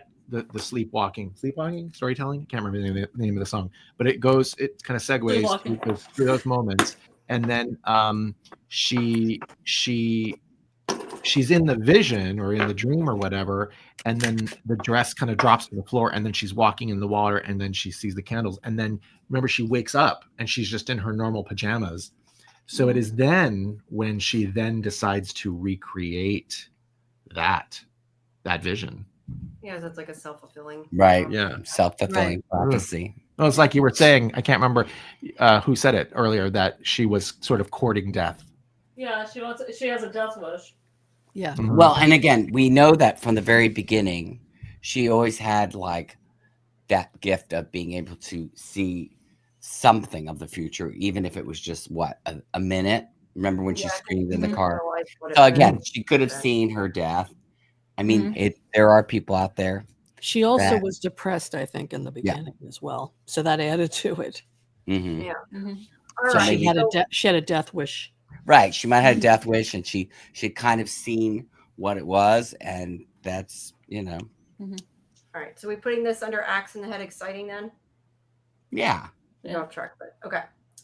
Yeah, I was going to eventually do a video on Lottie's death wish and all the different scenes that kind of lead up to it. We've always said that we think that Lottie really is one of the most fascinating characters of this show, and I feel like in season 1, I wasn't even really paying any attention to her really until episode 6, and from then on I was just like, wow, and it just gets deeper and deeper and deeper. So I just I really appreciate that character. All right, cool. Now I don't know why I added it twice. It wouldn't do it the first time. We now have 2 of Lisa, but we'll pretend we have 1. We mentioned Lisa, where do we want to put Lisa in the middle of all this? I don't know. See, to me, I don't think Lisa's character was really utilized enough. Not I in agree. this season at all. I agree. But I was just happy to see her. I was happy that they Yeah. just didn't completely disregard her and like, not have that be part of the show. So I was happy with anything, to be Well, honest. would you Mhm. consider that messed up, like Lottie's visions, or nothing, Bert? No. When I they were consider it frog and jar. Frog and Jar. Okay. I think so. I'll I think accept so. it. I would have wanted more Lisa, but I accept what's there. I wanted more Lisa. You It agree, would have Lisa, been nice. Lori? It would have been nice if they were to have shown that meeting between Yeah. Lottie and Lisa. That would have been nice to see. Yeah. I would agree. say, I don't know. To me, it didn't stick. It's like we don't really know what her purpose was. She didn't really. She was kind of an outcast in a way. She's Travis's baby. Well, I think in the context of this season, she was really just there to provide like a red herring. Like they were, because didn't she say something like, "Oh, Ty was there. I saw Ty with." Yeah, we Lottie." never saw that scene either. That was always Yeah. confusing. In the cough again. All right. So do you want to do confusing let it bleed? That's in the middle, because I heard it didn't stick and a frog released from jar. So that's somewhere in the middle. Sure. I'm definitely gonna say. Well, yeah, I would say. I mean, ultimately, I would say it didn't stick but I still was happy to see it. that's my opinion. Okay, so you want Yeah. to put didn't stick then. Okay, I can do that. I'm just making sure I got it right. Doug has severe allergies right now, so he's coughing. Let me Sorry. mute. Let me mute. Sorry. You're- Me- All right, so we got off track. Okay, so we'll ignore the other one. Okay, so the next one we had in order was Shauna's descent, which is to do with her blaming Misty for everything and her seeing Jackie. That's just kind of whole. She kind of went And along paranoia. And this is with that too? paranoia, everything else. Yeah. Yeah, I don't know. Shauna annoyed me this season, so I don't know. It might be lower for me than it is for you guys. Wait, I'm sorry. Can you repeat? What is this scene? Shauna's descent, like kind of overall her paranoia, like blaming Misty. Then she starts seeing Jackie, just kind of that whole descent into, Then she thought everything was fun at the end. yeah, just her track She throughout that season. ate part of Melissa's arm. That's why I said that isn't exactly one specific scene. We're gonna say confusing, but let it bleed. I don't know. I feel like yeah, it's kind of somewhere in the middle, definitely. Yeah. I appreciated some of that intrigue for sure. We really thought it was funny when Misty revealed that she was the one that Yeah. closed the freezer door. Oh, I thought that was fun because again, and I did like seeing the paranoia because I felt like, and I didn't know it at the time, but as the season progressed and you could see the younger Shauna so paranoid all the time, that I saw that as that kind of connection between the older and the younger. So I appreciated it in the end. However, I would say it was a bit of a struggle to get through in those first couple episodes. All right, so confusing, let it bleed. That's Bill, where I'm at. I don't know about the rest of you. Yeah. Yeah. I'll say Confusing. fine with Let that. it bleed. Okay, I see. Bill would have put it one above, but he's also going by one scene. I think going by the picture, we kind of were going by all of that. Okay, so next we have Shauna and Walter. I like that. think I loved it. yeah, it was I loved fun. That was really fun interactions. I would say not enough Elijah Wood in general this season, but Yeah. but I when he agree. was on the screen, he was really fun to watch. Yeah, I And he's agree. cute as a button. Yeah. Yes. Just as he's- Those He's dreamy got blue beautiful eyes. His oh, those blue eyes are like Oh. unbelievable. Yeah. Yeah. So where do we want to put that? The heart, Emmy, axe the head, somewhere up there. Axe in the head, exciting maybe. I don't I know. The heart, Can we put it in the heart? Just 'cause Yeah, it's the cool heart. I We think a can see little, them. yeah. because Yeah. Elijah Wood is in all our hearts. Yeah. Well, it was Until also a next- reunion for the actors too, and That's right. they had never been able to be in a scene, I guess, in the season 2. So I know that the Yeah. actors are excited to reunite together. Were they both in Lilo and Stitch? No. Okay, I just wasn't sure. I know that Melanie Linsky's doing. Is she in that? She's doing a voice in it. Oh, really? Yeah. Oh, I didn't know that. Melanie Who's Linsky, doing I a didn't voice know now? Melanie Linsky, I think. Oh, yeah? I think I that thought looks so so. cute. I kind of want to see it. It's I kind of just weird. but seen kinda her on the red carpet with her daughter. They just did this whole thing. People So I are said, saying it's the best live action adaptation of the Disney films. I don't have any.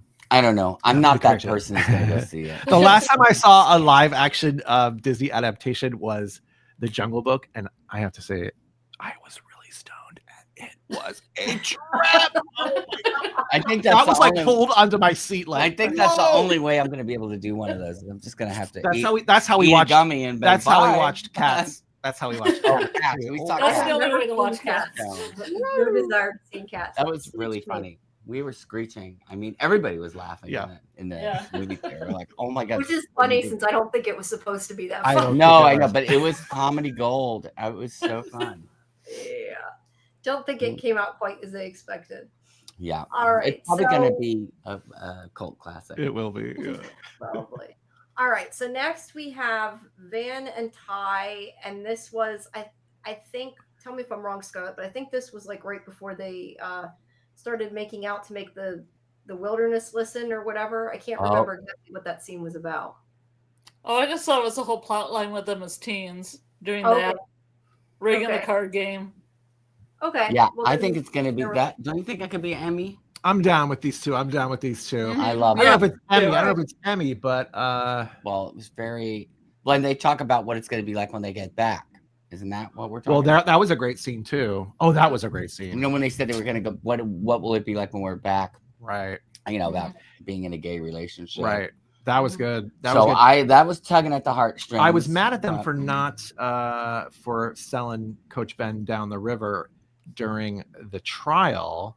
But Ben did not say that he was gay to them. He had admitted it to Mari, and of course Natalie knew. But No. I think that there's a possibility, right? We were saying that maybe Van or Ty is the one who actually set the cabin fire, which is why they would be fine with selling sending him down the river. So I don't know. You could say heart. I could say heart for that overall. There was some good funny moments. There was good poignant moments. I like them working together with the cards. Yeah, I'm down. I like it. I like it. Okay. Yeah, Do you have- heart. I'd say Heart? heart. All right. Good with that, Scarlett? Yeah, I'm a little bit between that and Emmy, but I can go hard. Well, I'm trying Hard to Emmy. average them between whatever it says. All right. Now we have the scene. Well, I put where- it in Emmy just because, Yeah, we could do it. Let's put it in Emmy. Let's just do it. Let's just do We it. need some more Because the Emmys story like that. came to an end, so I just feel like, oh, they're just, Oh my god, that's fine. All right, so next we have Shauna and Lottie's father and that whole vision / thing. I don't know. I really whatever- like that scene Oh, because that's another it one. showed that Shauna has this compassion in her Yeah, for she Lottie's has no father. heart somewhere. Yeah, which Yeah. because she's very narcissistic, but at that moment she did have a lot of compassion for him. So Yeah. I think that's either the heart or Emmy winning, maybe. I'm with you. I agree. can go with that. I think that one of the other aspects I really like as well is that it showed a little bit of Lottie too, right? You see Mhm. her bedroom and you see Yeah. through all of this. She still had some of the photos of the teammates there. Right, I thought that's that right. was cool, Yeah. including an extra jacket that Yeah. Well, the extra jacket in that photo is who I say is Proto Crystal. That's the Proto Crystal. Oh, Proto Crystal. Just vibe wise. yeah. But anyway, yeah. I Sounds just thought like it a was band cool. from the 90s. Proto Crystal. Yeah. I Proto like that. Yeah. All right, you said the heart or enemy winning. What about you, Scarlett? You break the tie. So if they were showing clips of people who were nominated on Emmy Awards, I think they would show this for Melanie Linsky. So I'm going to put in Emmy. Okay. All right. All right. Yeah. We'll go Emmys. Emmy. I think in my Emmy, head Emmy. clips that These are people the Emmy claim that moments. they're I can see nominated it. I for. can Yeah. see it. Now the next one. This is the one I told her we could combine because originally I had it for the scene when we're first revealed, like the Edwin and Kodiak and Hannah pop up. I think, but also it kind of runs into Lottie axing him in the head. I don't know. This is still, I think, one of my favorite scenes of the whole season. So Mm-hmm. just because it was so shocking, even though you have an axe in the head exciting category. I think it's right above that.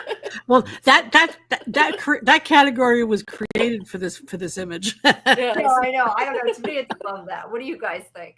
Yeah, axe in the head. I think excited. it's action in the head. I mean, this was the moment. This was so good. I don't know. We were speechless. We were screeching. We were speechless. We were just like, definitely- oh my god. He We says, started- I said we were speechless. He says we were screeching. It could be both. No, we were screaming. We were screaming. We were like, we were watching. Okay. Like, oh. Okay, shit. so we're gonna put it in Emmy winning. Emmy winning. Yeah, Emmy winning. I think For we got Edwin. winning on that. Yeah, that Yeah, sequence. that's what I think that was is- a great scene. I So love that. clever. They Such really a- got it. Yeah, That was the I could biggest see that in Yeah. the Emmy nominations for the show, like showing Yes. them all dancing and then stopping, and Yeah, then it the was first just come so in. good. Yeah, All the looks I on their wish we could see faces, the- and then as when an Van, ensemble cast. yeah, Yes. like the ensemble cast, and then Ven saying "We're going home," you know, all that Those in one reactions. shot. My gosh. It really Yeah, pushed and it. then Misty. What does Misty say about his head? He was already dead, or He something. was already dead. No, yes. He was totally found him. He died of natural causes. He was delicious. No, he wasn't. Natural causes. That was it. That was it. All right. Now we have. I left in for you, Scarlet. Kodiak's Zeus story of the frogs. Oh, The frogs yeah. and the log and the heron and all that story. Emmy-winning guest nomination for Yeah. Yeah. I Now, wanted more Cody. I have to say that this is something that feels a little rushed.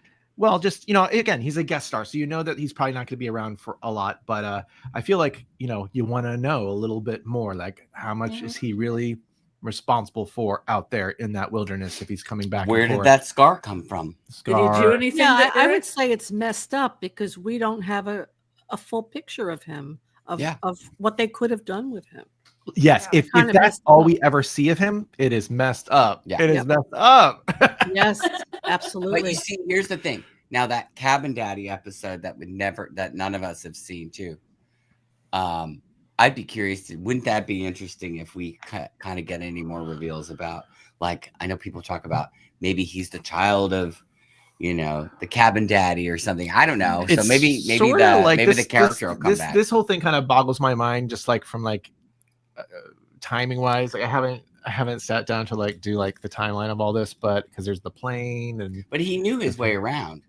So I mean, he'd been there before. I think. oh yeah, That's no, my, he said he'd been right. there So before. I mean, maybe we'll get somewhere down the line they'll give us something. We hope.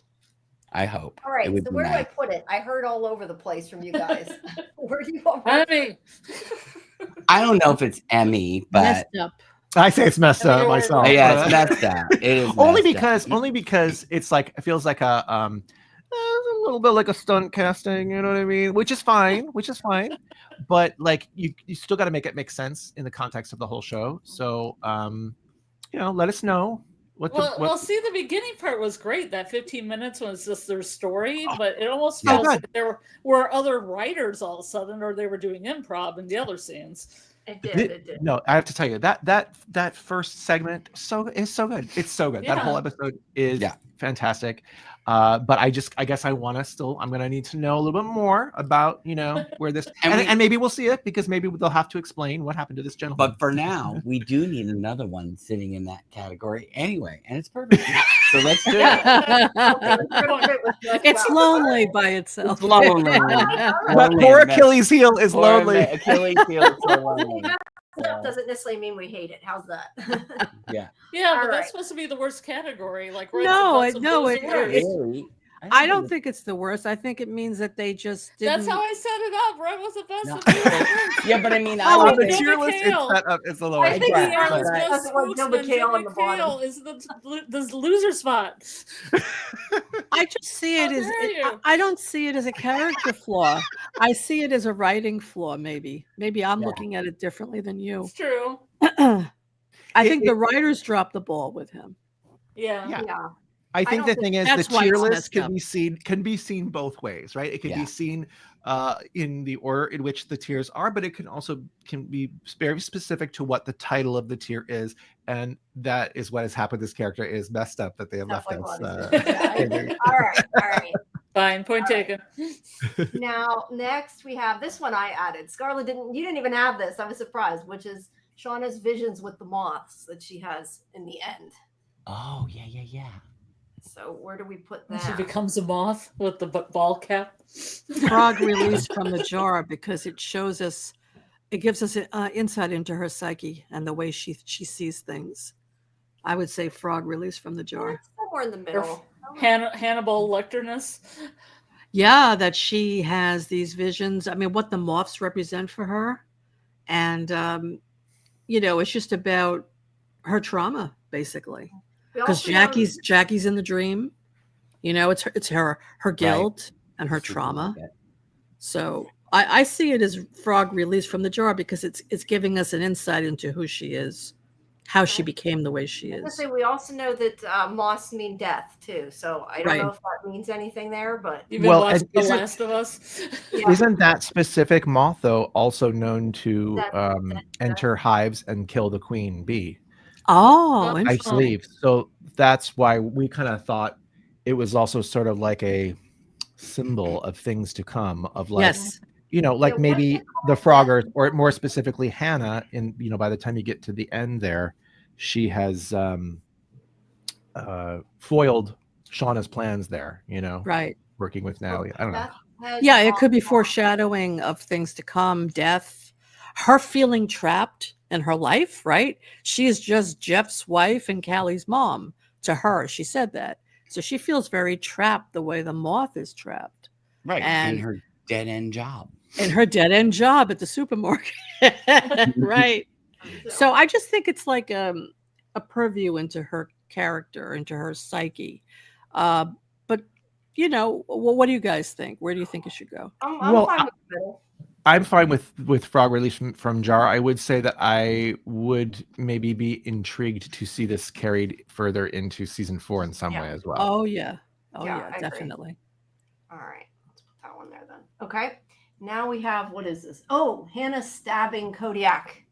To me, oh wow, yeah, that one's got to be up there, I think. Yeah, I think it didn't stick. I'll tell you why. It was not realistic. No, it wasn't realistic. I mean, first of all, he's like 6 feet and she's very tiny. And how is she going to reach his eye to stab him in the eye? Number one, the logistics of it don't make sense. I think she had to stand on a crate, didn't it? She had to stand on something in order to do that. And second of all, for somebody who's a scientist who supposedly is a good person, to kill somebody that easily and stab them in the eye, there's something wrong there. I mean, there's a writing issue there. Is she going to be a serial killer going forward? Is she going to be a killer? We need to see that. Yeah, if they don't show us that she's a killer, then that scene makes no sense at all. She changed very quickly from, being the frog scientist to, I always said, Patty Hearst. Yes.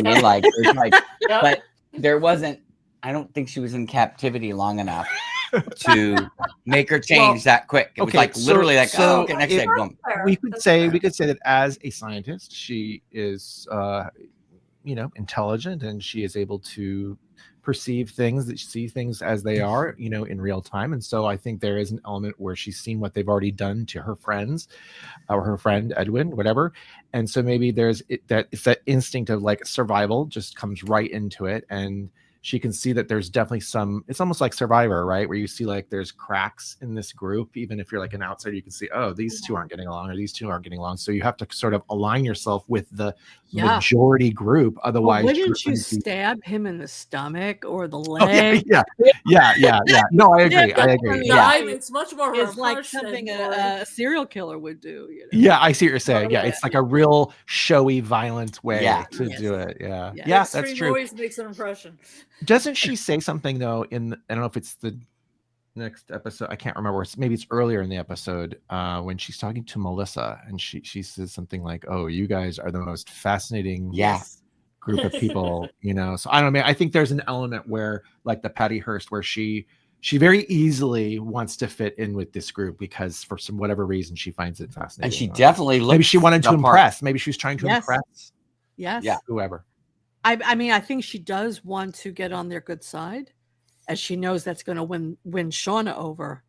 But I think there's a part of her that likes it, and I do think that if she never killed before, which I think she probably has, but let's say she never did, she wants to be a killer. Let's put it that way. All right, so where are we going to put it? Confusing or Then stick it. Didn't stick.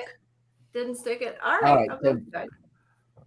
Didn't stick. Even I'm though okay with she that did without more context of who this Yeah. I person liked is. it Could've because done it a was little bit more. shocking, but I do agree with all the things you guys said. It did have problem. I did have. I mean, we problems. could say confusing, but let it bleed. Let's see if something more comes out of it. We could say that. It's either one of them is fine. I will Okay, say you that guys at the can all screening think of that it.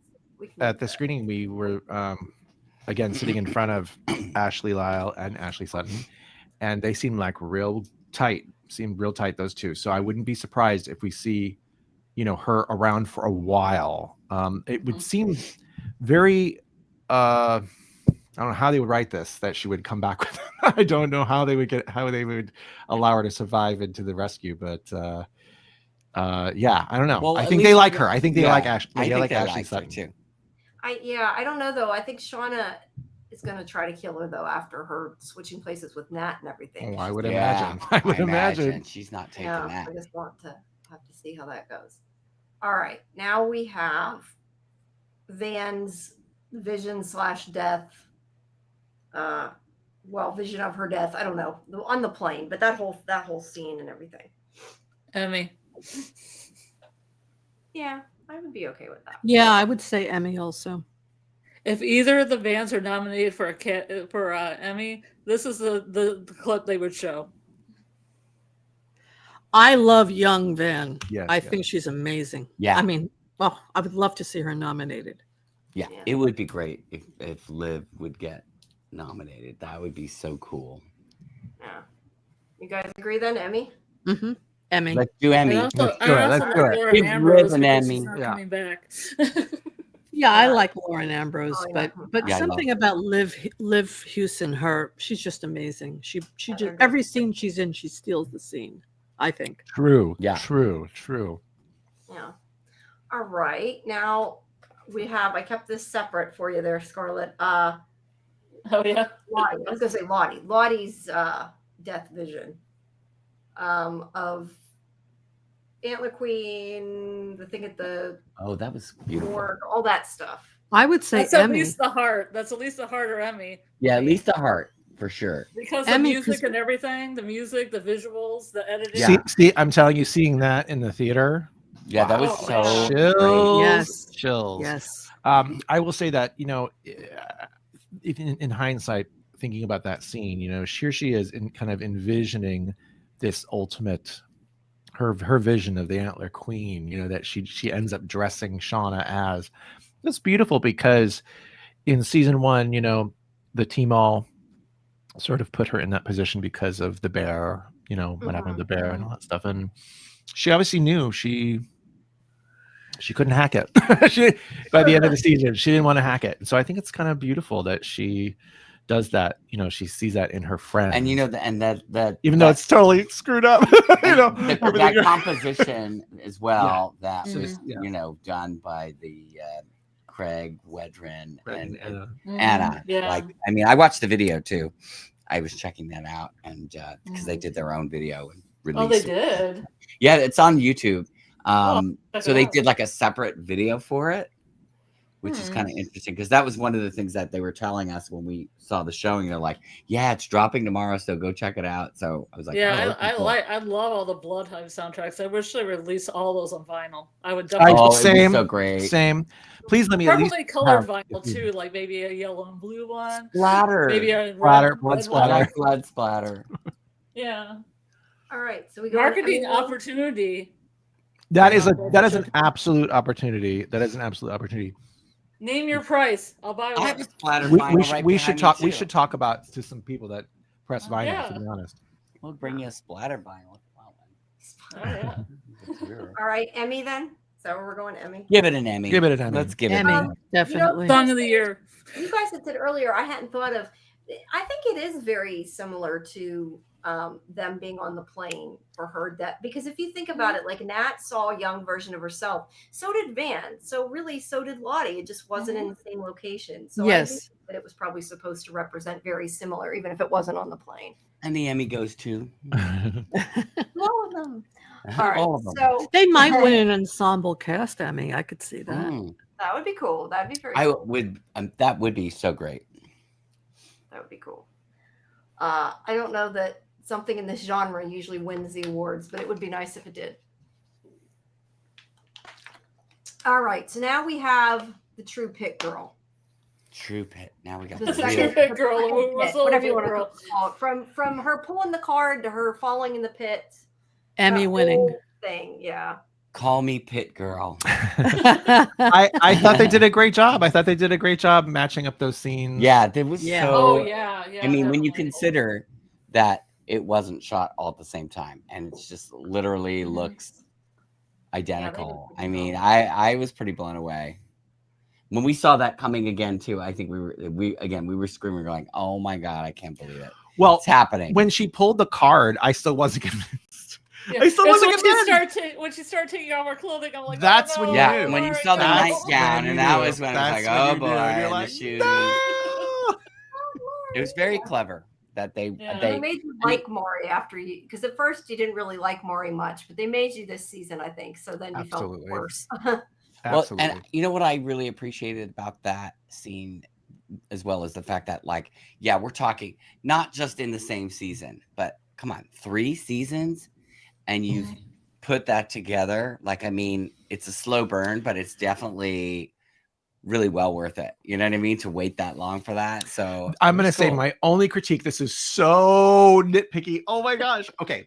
So I'm a huge fan of the costume situation of this sequence. I love all those looks. I love seeing him in the final feast, and I just love all that, matching it all up and everything.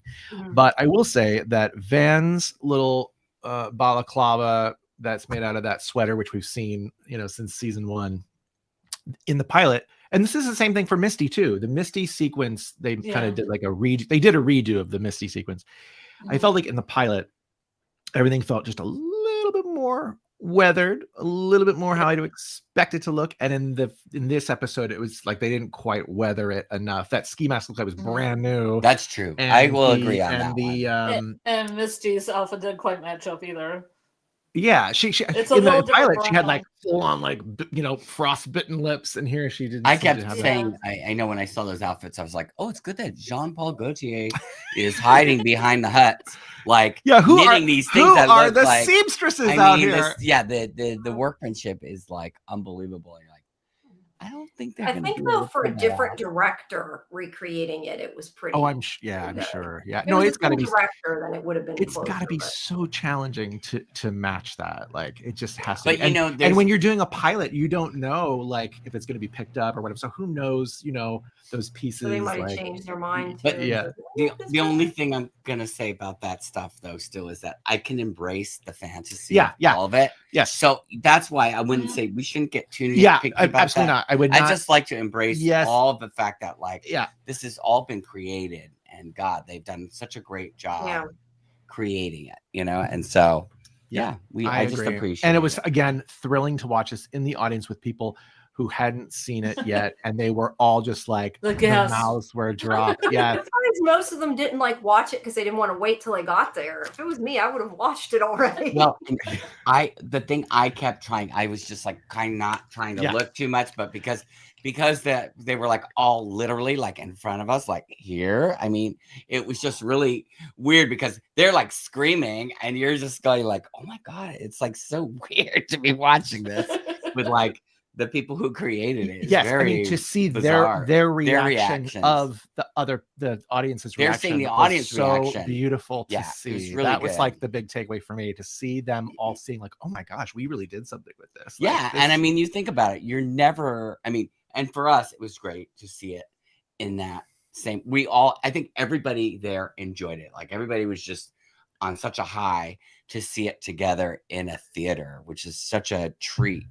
And I just kept thinking, God, don't you wish that they would and different do from this like, more so often? like we saw the probably the season 1 finale, I'm guessing, in a theater as well, but it was like with industry people or whatever, like because this is just total like SAG. It was like a SAG event or whatever, so it's just a different reaction from the audience. It's just more quiet. It's more like respectful of the product, where when you have just a real audience with just people, like it's so super much fans, more, super fans. It's great. It was really great. fun. Really it was great. fun. They only do that kind of stuff over there where you're at in California. They don't. Well, I think that's the thing. Even this kind of a thing that they did is pretty rare. I'd say most of the time, because this was at it's a place called Yeah. Vidiots, which is like a well, it used to be just a It was a video store. video rental Yeah. store for many years. it was like while you're streaming. Yeah, that's exactly what. But it was exactly a little what bit it bigger is. than that. It was actually not that far from where we used to live Yeah. in Santa Monica. That's We right. lived there for a while, and then what they did is they opened up. They bought I guess they were losing their space because they were like, whatever. Our Santa Monica has just been completely redeveloped. So they bought this old theater up in Eagle Rock. Yeah. So they have the theater, And to now do they have like a screenings, space to have like parties, and they have a actually store. two theaters. And they two have the theaters store. and the store. So it's yeah. super cool. Like They have a lot of events there. So we'll Yeah. have to. We didn't even. We actually hadn't been members. So No, we're not we even just members. got a pass, but we'll have to become. My members. friend's a member, so Yeah. she got us Nice. tickets. So we got. Yeah, in West California. I lived in California for 20 years. Totally. Oh, you missed it. did? Oh Yeah, yeah. where- San what part? Diego. Oh, San Diego. Oh yeah, It's beautiful. so Went up pretty. to LA a lot and San Francisco a lot. Yeah, I mean it's all there. It's all accessible. I mean, maybe. Well, I saw I'm David sure- Lynch speak in LA. Okay. Oh, it's great. Yeah, I mean, I went to a lot of those preview things back in the day, like 10 years ago. But Yeah. It's true, there is so much. I mean, let me put it this way too. When you live here, let's put it this way: if that's all you were focused on, oh my God, you could go out Yeah. every night. You if could, wanted you to. could, You you really could. could. But I mean, it's just like, the reality is that you've got to still work and do stuff. So, you Yeah. can kind of like pick and choose, and it's good, especially if you get some of these things that show up that are like, because Brady's got SAG Yeah, membership. I so, would like, say he'll that get the that SAG actually, stuff and unfortunately, stuff for a free. lot of the Yellowjackets like industry stuff they don't do here. They do in New York, and so we haven't been yeah. we haven't been to one of those Right. since season 1. Right. So we were always hoping that like maybe we can like DJ the party. That would be amazing. Hello, could we DJ at your party? We're available. check our Instagram. Whatever. I'm not gonna. All right. So where are we putting that? After that whole discussion, we got sidetracked. Well, Emmy, Hart. Emmy. Emmy. All right. Whoops. Okay. It expanded. I was going to say we're out of room. It expanded. All right. So next we have from the finale, Shauna becoming Antler Queen.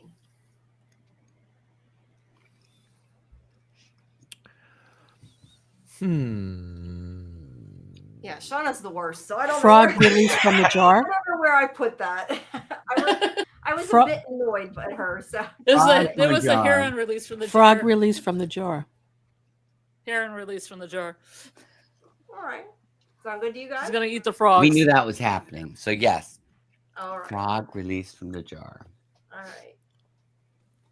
Now we have Oh my God. left Nat getting, using the sat phone and getting rescue on the way. Oh. And then I my also God. have in the picture from the soundtrack, Scarlett, you wanted to do about the music.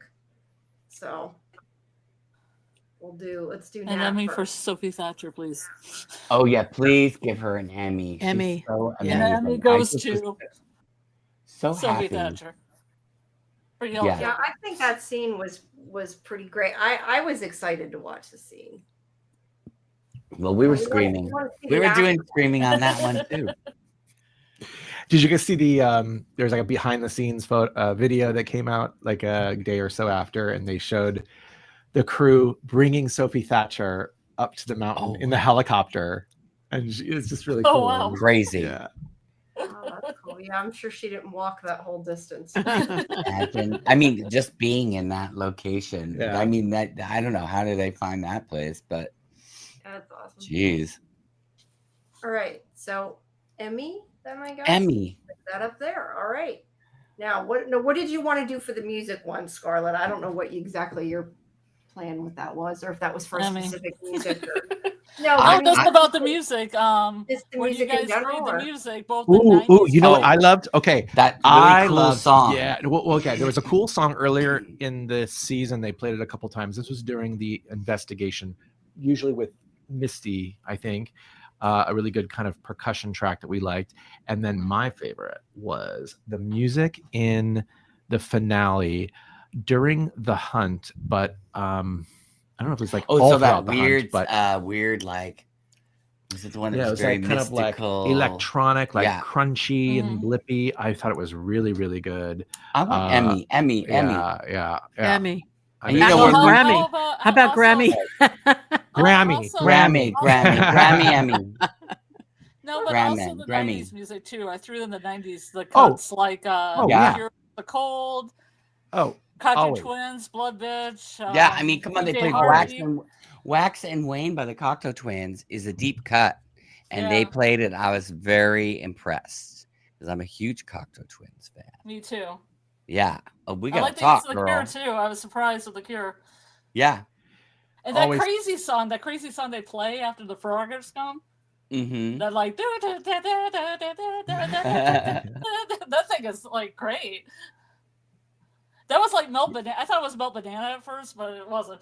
But it was just great. I like No, the I mean- sleepwalking song. Oh, I love that. Yeah, that was good too. Anybody Yeah. like Nookie? Any thumbs up for Nookie? Which one? For Nookie. Nookie. Do it all for the Mickey. Oh, do it for the Nikki. Okay. It was the one where they were in the car. With You know what's funny is that okay, so I'm just gonna say this as a DJ who's been DJing for decades. One of my least favorite songs of all time. I'm sorry, there's just certain songs, you know, they're just certain songs, and it's not actually anything about the song. It's just for whatever reason it bugs the hell out of you. So one of the songs is in Yellowjackets, and one? I don't want to say it because it's such a fan favorite. Everybody loves this song. Say it. And but I will say it. this. I will say this. In the way that it was used in this show, it really redeemed the song for me.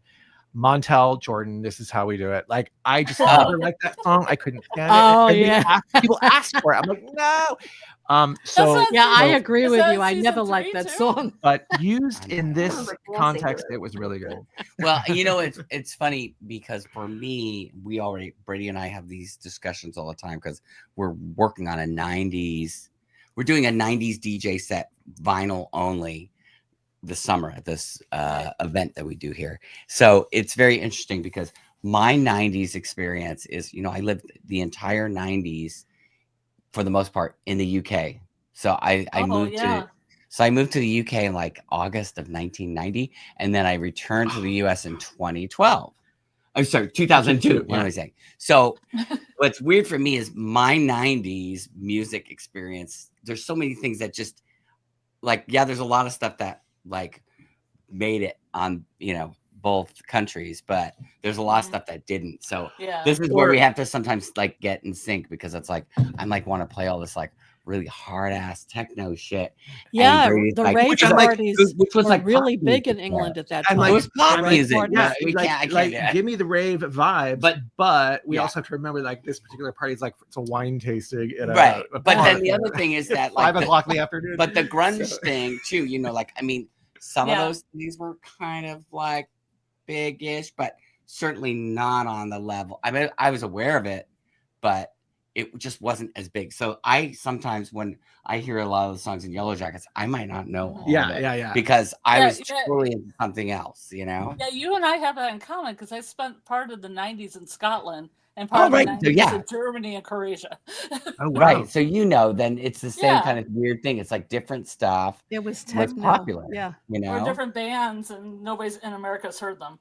Exactly. Oh, we're gonna have to do a little sideline deep dive. We should do a little party here in the. We've been wanting to do like a Yellowjackets themed little because we haven't done it in a long time, but we do an online show, DJ show as well on Twitch. And so we're thinking of doing like a Yellowjackets. Well, we wanted to do vibe. that for the finale. Yeah. That was the idea. We were gonna do music from the wilderness, but Just then the ran problem out of was. time. But then we found out that finale thing was on, and then Yeah, we were like, we got to that's right. record the episode, and it all got too much. Plus It's just- working.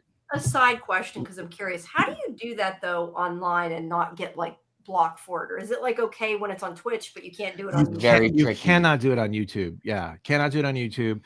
When we first started doing it, we were doing it on Facebook, and then after a while, they started shutting us They down. shut And you down. all you the would time. notice that it would be certain artists in particular. So like there are certain artists that definitely have people out there like, you know, whatever they're doing, they're like checking the, you know, compliance things like all day long or something. I don't know.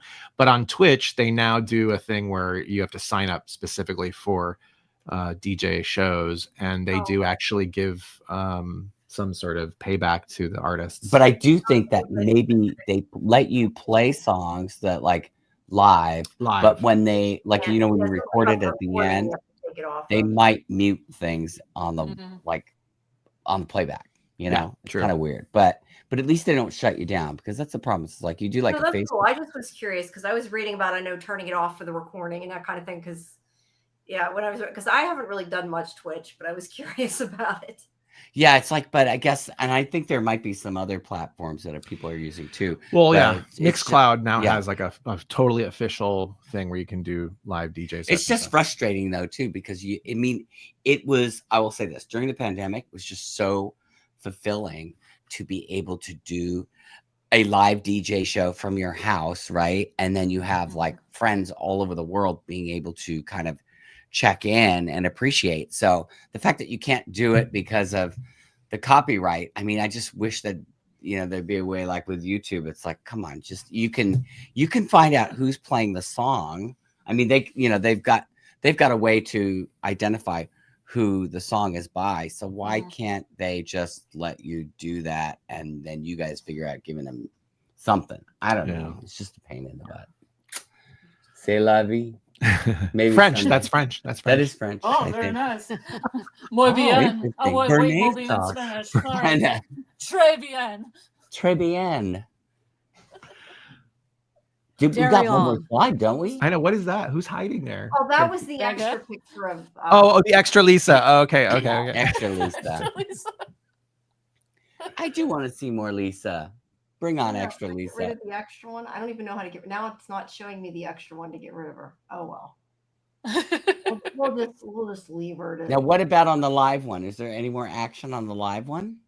well, now I can't get back. Go back to edit page, Okay. man. Oh Uh-oh. crap! I should have done Oh that. shouldn't I? no. No, this is for the edit. I don't know how you get back to the view. Go to view, damn it, submit. Go to Uh-oh. Okay, I screwed it up. I suck. Sorry. Don't worry. Like, don't screw it up. Don't screw it up. On I me. know. I'm just not there. Okay, There you it's go. fine. There you go. There we go. Yeah, it's fine. And it got rid of the extra one somewhat for some reason. So, but the live one, I don't think I'll reload it. But I don't think anybody's. There's a Well, couple I'll there's play- right. There's a couple. Oh yeah. Oh no, yeah, there are some. There's Yeah, some okay. votes. You have a couple votes. That's good. Yeah. Okay. It just doesn't show here, I think, because it's not finished. I guess. So we'll Maybe. Yeah. have to. But yeah. So how long? So do they get to vote? Like they can vote for like how long can they vote for? I think it says a week, 6 A week, days, okay. 21 hours. So almost a week. Yeah. Since I set it Okay. up, it's been a week. I set it up before we started. So yeah, about a week. So That's good. I just left all the default settings since I didn't know what I was doing. But Well, I would say you did a great job. I never would have been able to do for this. for first time I would be like, what? Okay, yeah. So just and wanna, we like, really go take the time enjoyed to this like, because we were overlay always it wanting to do it too. and Something hit and like that. hide all the ads, but didn't have time to go that far. So and I'm too picky, but I would have. Oh wow, they got free promotion there. Yeah, Because of exactly. Aldi and whatever the heck that is, Photoshop. And, Window World. I Window see World. hacks down Yeah, at the Window bottom World. and Max. That's and right, Vice that's right. principals. We got They got- HBO Max. HBO Max. HBO Max. HBO Max. you know HBO what I Max. didn't think of though? I hope that it isn't going to block this for like from a monetization point. or Yeah, I something. was wondering about that too, Jamie, but we'll see. I'm going to What do you cry. mean, Oh, Big because of the ads. yeah, Really? yeah. I hope not. I But don't they're know. also really small and not. They're so direct side. small. I don't know. Well, no, it's just sometimes I think you might have to like it might not block it, but I might have We've to. been click giving a something 2-hour like ad for Window World here. Yeah. Paying us. They should be very excited. Yeah, I don't know. I need some Hopefully. windows. I need some windows. Yeah, we need to get sponsorship from Window World. Yeah. Especially in this, And from this Adobe. room right here, which has Window we're in a with the room with no sci-fi. windows. Okay, do you know what that's like? Oh, we won't even tell you. But we just right. happen to have a very strange room with no windows. Yeah, but it works perfect for recording perfect for podcasts recording. and our DJ sets. Yeah, but I think that came back from the fact that people were taxed on bedrooms and a bedroom was qualified if it had a closet or a window. Well, Right, see, that's oh, true. right. But you see, That's what's true. weird is this room has a closet, but no windows. Windows. But it's technically like on paper, it's a 2-bed, 1-bath, but you know, when you really, I guess, when we bought this place, the person, there was a family living here. They had somebody lived in this, you know, they had somebody was in this room. The daughter. So I don't know how they did it. They were like a mother and a father and 2 kids, and it's small. The access to get to the rooms is really yeah, weird. it's like circular. It's like a railroad. Very tight family. A very tight family. Yeah, I don't know. I would probably kill my family if I lived in a house. You would. I mean, come on. Yes, the Sadecki's live in a house this size. They would kill each other very quickly. Especially waiting to get into the bathroom. And I feel bad if there was like a fire or something. How would you get out of there if you were sleeping in there? Oh, I know. God. It's just a death trap, I guess. Yeah, I guess. I don't know how they did it. It's kind of weird. But I guess there's plenty of access to get out. There's doors everywhere. Oh, yeah. So it's the style. It's like this place is like 1910. So I guess that's is it a Craftsman? It's a Craftsman, yeah. Sweet. Yeah, I rented a Craftsman house, a really nice one in San Diego.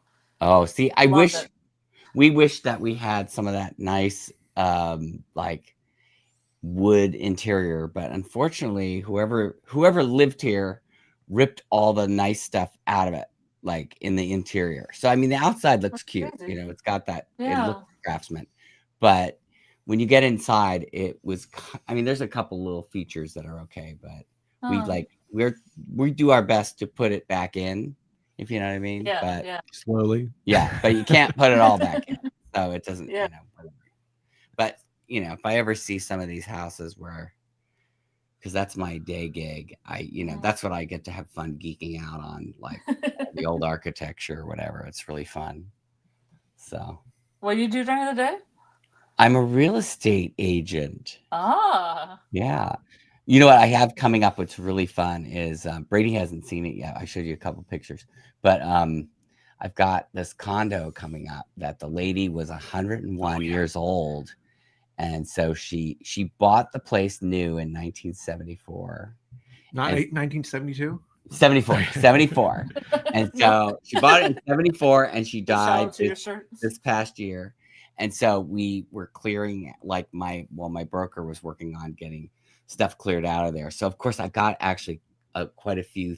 I got a few things I bought. Well, I have to say this is like a what do you call it? A guilty pleasure of mine always is when you see you know, these houses. They'll post them from time to time. You know, the house that's been untouched since whatever, you know, all the decor. Yeah, I've seen some of those walkthroughs. They're great. Yeah. So this one's kind of like that. The bathroom is great. The bathroom has that wallpaper, that total 70s the wallpaper. Bathroom is orange and yellow psychedelic, like with the and even the curtains are like the pendant lights, curtains over the bath, and then it has like the bath is like avocado or like kind of maybe more golden color, and it's got like mushroom stickers like all on it. And she had like a matching hamper, and then there's another room that's also like stripes, you know, like lime green and yellow stripe wallpaper, and then they have a really cool. I didn't even show you. They have one of those, you know, those like Tiffany style lamps, but they're like the 70s ones where they're just like kind of see-through glass, and it's like green and blue glass. It looks like there should be a pool table there. So it's like all original. Like she never changed anything, and it's in pretty good shape. So I mean, I'll get photos this week. We're gonna take photos and put on the market. So but I'll have to come stop by. Yeah, but I would hope that somebody wouldn't change anything, but you know they're gonna rip it all. Yeah, and then they make everything beige.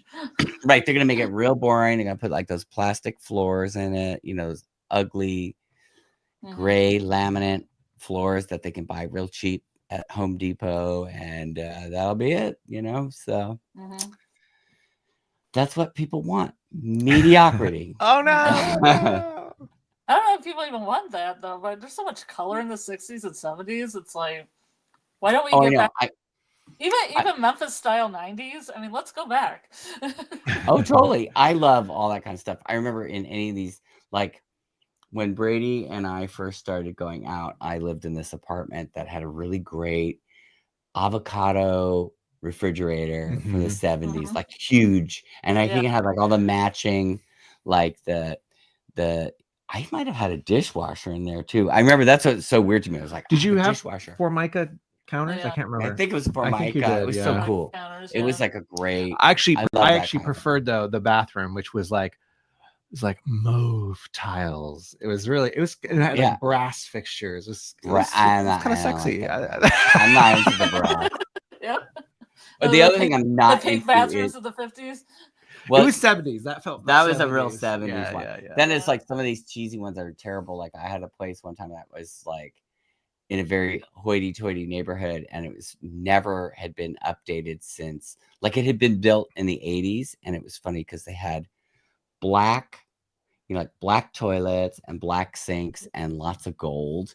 But what Yeah. was really funny is they had a his and hers toilets in there, like water closets, right? And then they had this big, like real hideous, like jacuzzi tub, but like with all the gold fixtures and like a big skylight above it. And I remember because we weren't going to change anything on it before we put it on the market. But my idea was, I kept saying, it's like, we need a drag queen. I want a drag queen. Was this Rebecca's? Yeah, Rebecca's. Okay. I was like, I want to hire a drag queen. I want to stick her in the bathtub and like with bubbles while I did Yeah, over some the top. champagne, maybe. No, a but fruit we can't really, champagne. get away forgot with to it. tell you this because he's talked about this. I've heard this concept before, but I actually did see somewhere. I don't know. Probably in Beverly Hills. There they is did that actually stuff. officially some drag queen real estate agents Oh, in Texas. that's perfect. I've been wondering. That's That's what I've been waiting for somebody to do drag real estate. I was always like waiting. I want drag realtors and I want to have like drag queen realtors. Let's It'd see. be really Okay, fun. I'm just gonna say this. I know how difficult it is for you to be a real estate agent. Like Yeah. how much goes into this, how much energy back and forth with these. Oh, clients. it's a Can you lot. imagine having to get up and drag before you do that? It's terrible. What? It's a lot of work. I've only done it a few times and it ain't pretty. Wait, drag or real estate? Drag. It's well, I was Brady's muse, but I don't know if I go that far. well, I know. No, I'm joking. We did this thing. We did it a couple times, and it was very difficult because it is Do you want to tell the story? No, I don't want to tell it right now. But it's very difficult to make this look pretty. It's just not happening. And especially now, like older, the skin is just like, you want to be like, you got to tape it all back. Because it just, you put makeup on it and it's like, oh no. No, we have to tell the one story at least. Which funny. one? Okay. About the video? No. Okay. Oh. So the first time that this character was introduced to the world, the world didn't ask for it. The world didn't ask I'll for tell it. you what it is. But The character was, her name is Taint La Bianca. Okay. So I was doing this drag for Halloween. and it was like, that was my thing. I was like, I'm Taint La Bianca. But wait, okay. So the funny part about this is that we were in New Orleans for Halloween that year. And so we were with a friend as well. And so we were all like, what are we going to do? Like whatever. We have to do like 4 outfits. You have to have 4 outfits. Were there because for like Halloween is a week long in New Orleans. Right. Like, I think we on. were there for like 4 nights. Yeah. So we're like, we got to have 4 different Halloween outfits. Right. And so some of them are like more impromptu, and then others are like more like, okay, I think we did bring a couple, Yeah. and then we were like, while we're there, we got to go out and buy gear and like figure it out. Right. So for this particular look, since I had never put anybody in drag and you had never been in drag, although I am a painter, so I have definitely painted faces before with color, and so I felt somewhat able to use a brush. I did bring some stuff with me because I know I had some. But I will some say gifts painting from on people. skin with a powder or whatever is totally different than paint. But anyway, the really funny part about it is that we were staying in an Airbnb in New Orleans, and we were in the attic, and you have no idea what it's going to be like when you get there, right? You don't know what the lighting is going to be or whatever, or the layout of the room really. So we get up there, And the lighting and it's an old New Orleans house. Like it's why we're in the attic and there's very little light and there's like no lighting and like a mirror like this big. And, like, and it was not too expensive. So like the bathroom was actually on the next floor down. So if you like wanted to like whatever, wash your hands or whatever, all this stuff was like, you had to go downstairs. There was no good lighting. And so we had to do your lighting, do your makeup separately depending on the lighting. So we had to turn them around. You know what I mean? Because the lighting was only coming from one side. And so unfortunately, she had like very one of the eyebrows was way higher. And you know, we did the whole like, you know, when you glue the drag queens do, they glue the eyebrows with the glue stick. You know, we did that. We did all okay, that. Okay. So like, you know, you flatten it so that you can make the higher eyebrows. Yeah, right? So you don't see it and you cover it all. But we did all of that, and it took hours. It took so long. Okay, regardless of that. So when this creature was finally released into the public, when she came out, she had the wig on, but then unfortunately, no matter what, the one eyebrow was always very higher. surprised. So she just always looked super like she's always like, you know, like it was just really weird. So I will say Tate LaBianca definitely got attention all night long. You know, you were a good time girl. No, she had a great time. She met a lot of people. I kept thinking like, what fun was had that night. Had so many conversations with people like for hours, and we did so much stuff. We were like at the voodoo ceremony, all these crazy things. And then, but then I thought about it later. I'm like, oh, nobody would even know who I am. No one's gonna know who I am tomorrow. It's like very weird to be like in this incognito. But it was definitely like New Orleans was a really good first drag experience for me. And then she did come out a couple other times. She's been out like, you know, she did a video. She has a video. I don't know if it's available on YouTube. It is not available. It's probably not on public. It is not public, but it was done for a benefit. That's right. That we did during COVID. We did this thing. So we came up with this concept. So we did the filming here over 2 days, and it was that was my film degree finally put to use doing a in-home music video with only him and I, and the only extras that we had were the 2 cats that we own. Yeah, because the neighbor's cat because that the we character gave food to because come the into character the video. had to be a crazy old cat lady. Okay, that was and so we only had 2 cats at the time, so we had to lure other cats. Needed more cats. You know, and it was a very quick shot. You know, we just had them there for about 10 seconds. It was great. It worked. We threw a lot of threw dry food like all over me on a blanket, and then all the cats came up. That was funny. Yeah, you got to be creative. It's just like on Yellowjackets when they're doing all that crazy stuff. They gotta get the shot. They gotta get the shot. So you guys don't have any photos or video footage of this we can watch? We do, but we don't. maybe we have to blackmail you. It doesn't get released into the maybe there might be one that we can send privately.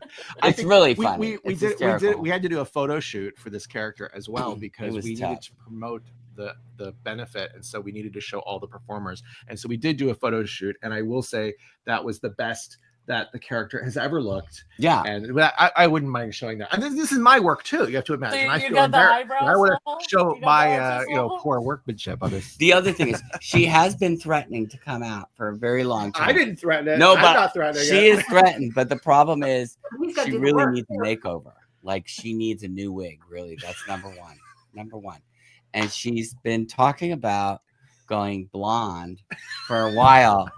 But she's like very much. Jamie, she has your hair color. Yeah, normally. Like she had red straight hair. Yeah. She looks good red. Yeah. But she wants to go gold. She's always been wanting to go gold frap. You know, like gold frap? Allison Gold frap. You know, kind of like she wants Goldilocks. So she's got to find a wig, and she's too cheap to buy one. The motivation just isn't there. Yeah, I don't know. Just isn't really it's there. tough. It's really tough. I gotta tell you something. Getting in makeup, even just those few times, I'm just like, what an ordeal. I don't know how women do it. It would drive me nuts. It really would drive me crazy. It's so much work. It really is. So kudos. You know what I mean? It's like I could never do it every day. I would be When like, you do it, the quicker you get at it. it's a lot of work. I mean, you know, it's just like, I don't know. But I guess maybe if I did it every day, I'd get good and get better at it, get some good tricks, you know? So anyway, enough of that yes, talk. I don't know how we got into that. I don't know either. I'm sorry. Don't want to go on a tangent about drag. I was gonna say, is there anything else Yellowjackets wise? here's just a question, just a fun little question. When do you think we'll see season 4? Just in general, what's your take? What are you placing your bets? 2027. Wow. Just because of all the stuff with Canada, trying to figure it all not out. till fall, but probably longer than. Maybe they could go back to Mammoth. Yeah, well, Yeah, I was thinking about that because so the high school is here. The field, if you will, is here. Wait, in LA or in New Jersey? Los Feliz. Oh, I didn't know that. The filming location. Oh, right, okay. And then the pilot that was filmed in Mammoth, whatever. So technically, I suppose they could do that. But I mean, I think they're going back to Vancouver. I mean, I already saw like some Vancouver post saying like, we're so excited to have Yellowjackets 4 back in production, and the production schedule will be released soon. So I could imagine they probably put a billboard out. So they're close to starting, it sounds like, but it's still going to be at least a year, probably longer. Yeah, for sure. I mean, I think the thing is, if they do show any more from the wilderness, I imagine it'll still be snowing, and so they will need that weather. That is probably not, well, maybe right now there might be snow somewhere up there, but so you would imagine that maybe they're going to be filming in the fall again, and then it takes them a while to get that stuff out. So it will. Well, until then, there's, I guess, rewatches and everything else, find new stuff. Well, like I said, we're going to try to figure out at least we're going to work on a couple little podcast ideas. We're going to definitely do a couple little episodes for sure. The Cabin Daddy jacket. You gotta follow the jacket. Yeah. That's and I want to do, and I kind of want to follow, like, say, that sweater, the sweater that was used in Van's little costume there. Like, I want to see those moments everywhere. And there's been some articles and stuff about that, so we'll look into that. So we'll eventually get there, but it takes time to do that research, because you got to go through like episode by episode, seed by seed. And I know, and this is going to be a busy month. Luckily, I'm curious where you pulled your screenshots, because I found a website where someone has posted screenshots, but only for seasons 1 and 2. So season 3 has been a little bit more challenging to. Yeah, I made the screen. I mean, I took the screenshots. I went through and took the time to take them all. Yeah. That's the hardest work. Laborious process. It is a laborious. I started doing that. We've been doing it for all the shows, kind of showing the images. It makes it easier, I think, to remember what happens as you go without having to have as many notes. And plus, some of our lives are getting pulled when we were showing clips. Yeah. Oh, absolutely. Absolutely. You Oh, cannot show the clips. You cannot show the clips. We tried that once. Because we're giving them free promotion, I know. Be okay with it, but Oh, we even did a watch along thing on one thing, and we didn't really show it. Did we not show it? It was like it picked up some of the audio or something, and then they shut it down. You can't do that on YouTube. Yeah, you cannot do it. You cannot do it. YouTube, you devil. So what are your predictions for season 4? What do you guys think is going to happen? I mean, I think for sure we are going to see the rescue, and we are going to see some integration back into life. I mean, they have to be moving in that direction by season 4. We have to see that. Well, because there's just not that much time left out there. There's not enough time. According to that timeline, there's only a few more months that they would be in the snow. So it's going to take a few months for them to be found, right? So we know that, like if they decide to go down that. Yeah, they cut off that scene real quick there. It's just like a hello, right? It's a hello on the side. Yeah. You don't know what the conversation is. Right. Could go anyway, right? So that was smart of them, because they could still slow down the process a little bit. Could slow it down, or you could jump right back into a completely different timeline. Yeah. Be like, okay, here we go. And the other thing I think we're going to see last season. I'm sorry. I just said I do hope that we get the 5th season and they don't like have a cliffhanger, and then, because that would be just as bad not see the. Well, ending. I hope they get 5 seasons as for their vision. Completed That's vision. what I mean. I think usually if they're doing really good and they got the 4th, I couldn't see them not doing the last one. That seems like. Yeah, but they kind of did that for Westworld, because Westworld's supposed to have 5 seasons. Wasn't Westworld? We had this discussion earlier. Wasn't Westworld like officially renewed and then canceled? I believe so. I believe so. Okay, because AJ was arguing with me earlier. I thought so. Yeah, what happened? Was that because? Why did that happen? something with HBO. And HBO they started merger. pulling things Just kind of Oh, like the Paramount Showtime merger. I'll be So- frank. I was Some very people like confused. to come in and clean house. So do you think season 4 is going to be mostly the wilderness and the rescue timeline with very little present timeline? Well, I think in the timeline, I envision that Thaisa is going to be on a warpath here with Shauna. I Right. think that is going to happen. That'll be the main storyline with the And present. I don't know really where again, Misty's kind of been flailing a little bit, let's say, with a something here. So I hope there's something meaty for her. And then I think the Walter thing will be a big storyline. I think it would be smart for Van's body to be found. And instead of it being this kind of like, because we had the murder investigation in season 2, which a lot of people did not respond to well with the Syracusa. So I don't want that vibe, but I think we got to see like the actual truth of what happened be exposed in some way, shape, or form for these remaining survivors. So I don't know if that happens in season 4, because, that's kind of an end of the line kind of thing. Even But this Melissa's house, she's gotta come, somebody's gotta come in and be like, what the hell, Alex? Yeah, I mean, that's going to be Yeah. a real Yeah, hot I mess mean, to clean up.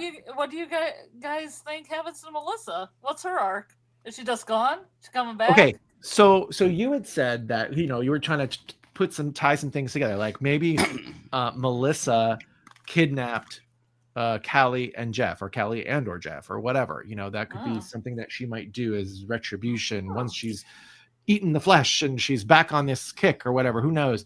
Because remember, she says, that was something. I think I might have read that somewhere. Somebody had said, I think that they've been kidnapped by Melissa. And then I thought about it. I thought, well, yeah, that would be kind of clever to make it like, remove all their clothes and it's like they left town, but they've really been kidnapped by Melissa.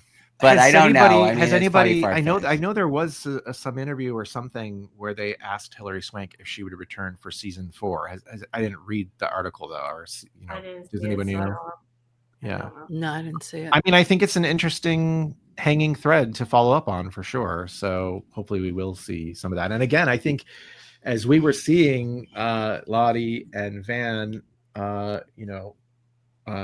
killed off in the season, we're like, well, who's going to be left in this adult timeline? Like, are they just going to end the adult timeline? Like, yeah, that was one there's thing. not enough people to You like could almost have be scenes. like, just end the one. You could end one timeline or the other. I don't know. It's weird. But I just don't think that that's the whole plan. I think Yeah, that I I don't think we either. see this arc of both timelines. That's why I could see Aquila showing up and not surprised Right. as the way they did the other seasons. And So that means Or there's Jen. there will be 3 timelines. Yeah, I mean, 3 timelines. Yeah. Well, I mean, technically, I think like you had mentioned, wouldn't it be interesting if they just jump to post-rescue and then you see flashbacks of what happened? Then they Right. don't necessarily have to deal with 3 timelines. And that might be it's really still just 2, right. right? But it's the No, showing no, what it's still 3, I think. It's just in flashbacks. Yeah, right. yeah. But I mean, Right. that probably would make a lot of sense as far as I think a writing standpoint. Unless might be they easier just to deal feel with. like they have to get rid of more of this cast that is still left out in the wilderness. I think the really intriguing thing here is this Britt and Robin, because they're who they are has just never been explored at all. They're like Like- redcoats, Redbirds. really. Yeah. Yeah, They and made a big there, deal about there was them when they one were- really funny thing I noticed, and we didn't talk about it in our last episode. We were talking about like these full circle moments, right, from either the pilot to the finale, or from the first episode of season 3 to the last episode.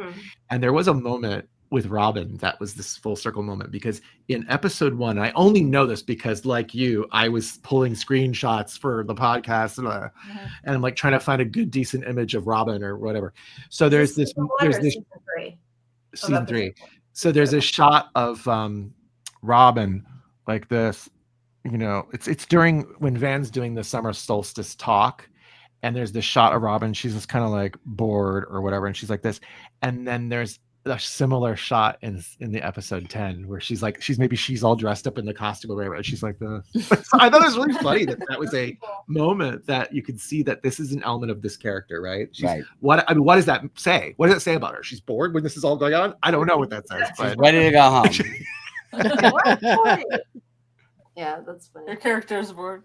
Yeah, I had a like shot of the like yellow filter too that we were gonna judge. So what did you guys think of the yellow, the solid day hue, the golden hour that never ends? yeah, I mean, I think I probably wanted to see that be a ruse, you know. I wanted, we thought it was going to happen in that shot, that scene when they're doing the, we called it the last day of the real world house, where they're all packing up their things, and then you see Akila at the river, and she's laughing to herself because she's recalling what Travis had said to her earlier, like, oh, I just made that up. I was just trying to get Lottie off my back. And then Akila's really like laughing to herself. I can't believe that, you know, whatever. And so I thought at that moment when she then comes back to the camp and she That sees everything would be all the animals are dead, I thought that was going to be the moment. It's all going to be revealed here that this was all this, you know, whatever this is. This kind other... of like a Nugget situation where she had the yes, kind of like the Nugget thing, yeah. And that didn't happen. So, you know, I remember I talked to Ashley Lyle about this. And she didn't seem to have any inkling that that was the case at all. That was just what the cinematographer had chosen. Right. And they wanted to have a different look for each season. Right. It was just about. See, that's what I loved about it. I love the Cat Stevens song and the whole like yes. Jen with the rifle and the pheasant and Ty Coleman Van's hair. Yes, that shot is in particular really sold playing telephone with Travis. I loved all that. I did too. But I mean, in a way, I guess that's showing like a sort of comfort at this point, because you have to build to the point where, you know, some of them see no problem with staying. Like, this has been so crazy. So I guess you have to show that they are having fun in some way, some of these characters, because otherwise, why would they want to stay out there? You know, I what do you think about that whole moment, that Shauna moment where she has that little soliloquy she writes in her journal? I love that. Well, be like, get me the fuck out. Be like, I'll kill all of you. Just let me leave. No, she was like the realist though, because could you imagine not having a coffee for that long? I'd go nuts. There's no coffee. I'd be real cranky. I didn't know why Murray didn't stay with Coach, because they had that supply of hot chocolate. Yeah, I mean the hot chocolate. Some kind of macaroni in that bag in those rations.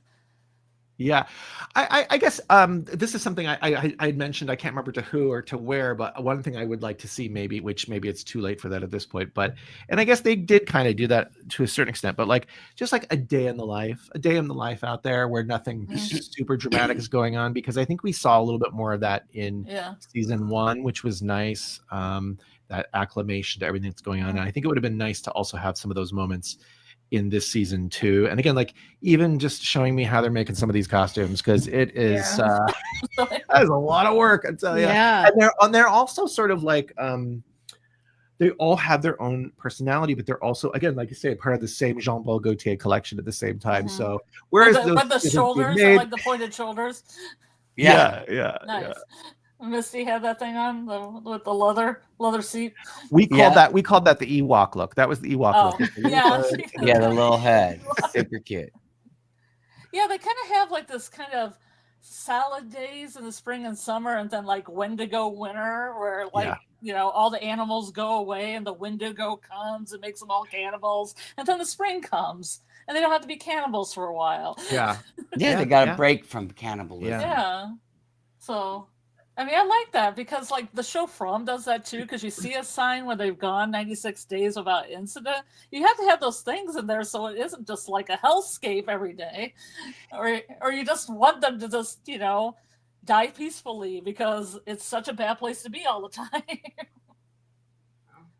You just gotta not do it so much that it gets boring. You gotta pepper them in there and not. Yeah, and also it's only if it's only 8 episodes. It's like, not really anymore. Did they eat Kodiak? No, I mean they buried him. No, they buried Edwin. Oh, they buried Edwin. So did they eat Kodiak? I think they so, did because They did. I Yeah. think they did. Because Okay. Hannah. Oh yeah, referenced that. Hannah mentions it, right? Okay. I Yeah. eat Oh, he's human right But I Yeah, flesh. she mean, did. maybe did they really need to eat that much meat all in one go? I mean, they No, had that's just why it's eaten. surprising though that they actually buried Edwin, but I guess it was maybe in, I don't know, in deference to her at the beginning. I wasn't Yeah. sure because that was kind of interesting. Yeah, because they had in the first season 2, they had the kind of like the meat locker, if you will, during the winter. They Right. could have set something up like that again and saved some of this, Yeah. for the Or again, or winter. they could have smoked him. Yeah. Like I said, like, Ate some jerky. jerky. Kodiak jerky. My Jackie jerky. But see, in a way, it's like there is this element, and we have to admit that there's an element that some of these people are really getting their rocks off on all this stuff. I mean, especially I think one of the most telling moments was during the card draw. It wasn't just Shauna who was loving this. I mean, Lottie was really into it. Oh, Like, Lottie on her loved face. it. When she's We're doing just the She was counting in her and everything. glory. Yeah. Right. I mean, that's She the was thing. excited when she picked her own card. Right. Yeah. They I like, think oh, she maybe wanted it's to be me. the queen. That's the why I said she has a excitement double is list. addicting. She's like, damn, you see her draw, and she's so excited, and she looks at it, and she's almost like, aw, I didn't get it. Maybe next time. Yeah, that was wild. And all the counting, she's counting, and The But I counting. Yes, she's counting. She's so excited. Oh my gosh, that was wild. But I think most of them did not enjoy it. But it's interesting because when they heard the howling, you see Van running and you see Ty running, like all of a sudden they're excited, their adrenaline picks up. So even though they don't like it, there's a part of them that does like it in a way. It's like a hive mind of the chase. Like they all Yes. because they were a soccer team, they all get hyped up. And they're like, Yeah. Yeah. "Oh." That's an interesting point. That is an interesting kind of parallel. Yes. Like that same thing. They're, it's like winning the game. Hello. Yeah, and you could say that in that moment, even the people who have no personality, designated at this time, that when they're running, they're also feeling that as well. So Yeah. The adrenaline. Yeah. Yeah, it was a game. Exactly, Scarlett. I agree. It's a game. It was a game. I to them. guess that Because was I one of think if they actually came upon her, I don't think they could kill her. It was just a game to find her, to chase her, I guess. well, and I think I'm that's curious what would have happened if she hadn't fallen. That I almost want to see that to know if they really would have killed her. I question that too. Yeah, because they haven't killed anybody outright. You don't think Somebody- Shauna would have killed her? Shauna might have, but I don't know if they would have let her get away with it. I don't know. I just question like if she went to that they wouldn't have tried to stop her at that point, but I don't know. Yeah, that's a good point. That's a good point because obviously they were all trying to foil Shauna's plans or break up she and Lottie. At that time, they all had their individual plans, and so if push had come to shove, no pun intended, would they have absolutely stopped her? In that moment, it's interesting. Yeah, see, I wanted to picture the hunt too. That was the ones that was edited out because I would definitely put that in confusing, like all those separate plans that everybody had. Oh, that was Who confusing really while knew watching what it. plan. That was Oh, yeah, confusing it was hard to figure out what for was going sure. on. But I think What like all the We got through GV it doing faster than I thought we something? would. What about the part with Lottie when she tries to warn Mari? When she says, Mari, you've been here before, remember? So I'm thinking, well, what is she doing? Because she knows that Mari's the target. Is she trying to save her? What was she doing in For a that fighting moment? chance, I don't know. Or is that part of the game? Or she was gonna go and hit Aquila in the head with a rock if Mari lived, like because somebody has to die. Ooh, Yeah, maybe. Oh, that's good. Oh, right. yeah, Aquila could be the maybe sacrifice. Aquila was dead already. Aquila should have Yeah, already been yes, the because she sacrifice. was in the cave with her first, right? So maybe that was her way of saying you can avoid this, and then they wouldn't have to kill her. That's a good one. That's a good one. I hope Akila's not dead though. Yeah, Me too. want her to be around. I was saying earlier, right, on the thread of our podcast about how we had been hiking one time and in the snow, and we could not see the trail at all. Oh, it's so frightening. And so it doesn't surprise me that in that moment when there's so much going on that Mari wouldn't have recognized where they were, especially since like that night, that initial night when she fell into the pit, it was dark, right? Mm-hmm. So, and when she's pulled out of the pit, isn't she blindfolded by Ben? So that explains why she wouldn't know exactly. Right? Remember, she was blindfolded right after she got out. He blindfolded her to take her back to the cave. And even if she did know there was a pit there, and if she did think in her wildest dreams she could fall in there again, she didn't know there would be spikes in there.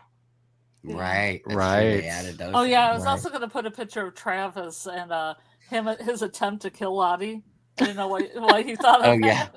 That did not work. No. Well, yeah, I will say that Jesus walk over the that was weird, kind of fascinating moment, and it was like that pulled us back to our supernatural because we were so like now on the other side for a while there, and I do think that building of that kind of side storyline was very subtle, right? That whole thing was very subtle, and then it finally had some meaning. And because that whole thing with the cave and the visions and Lottie pushing ultimately is also what caused Mari to die, because without that pit and the spikes, who knows, she's got the wilderness on her side helping her out. But yeah, you can explain that away because there's certain architectural things that when you put sticks together, they'll support weight. Right. And maybe she's just very, very skinny compared to Mari. Mari looks pretty petite, though. She was skinnier than she was in season 1. Right.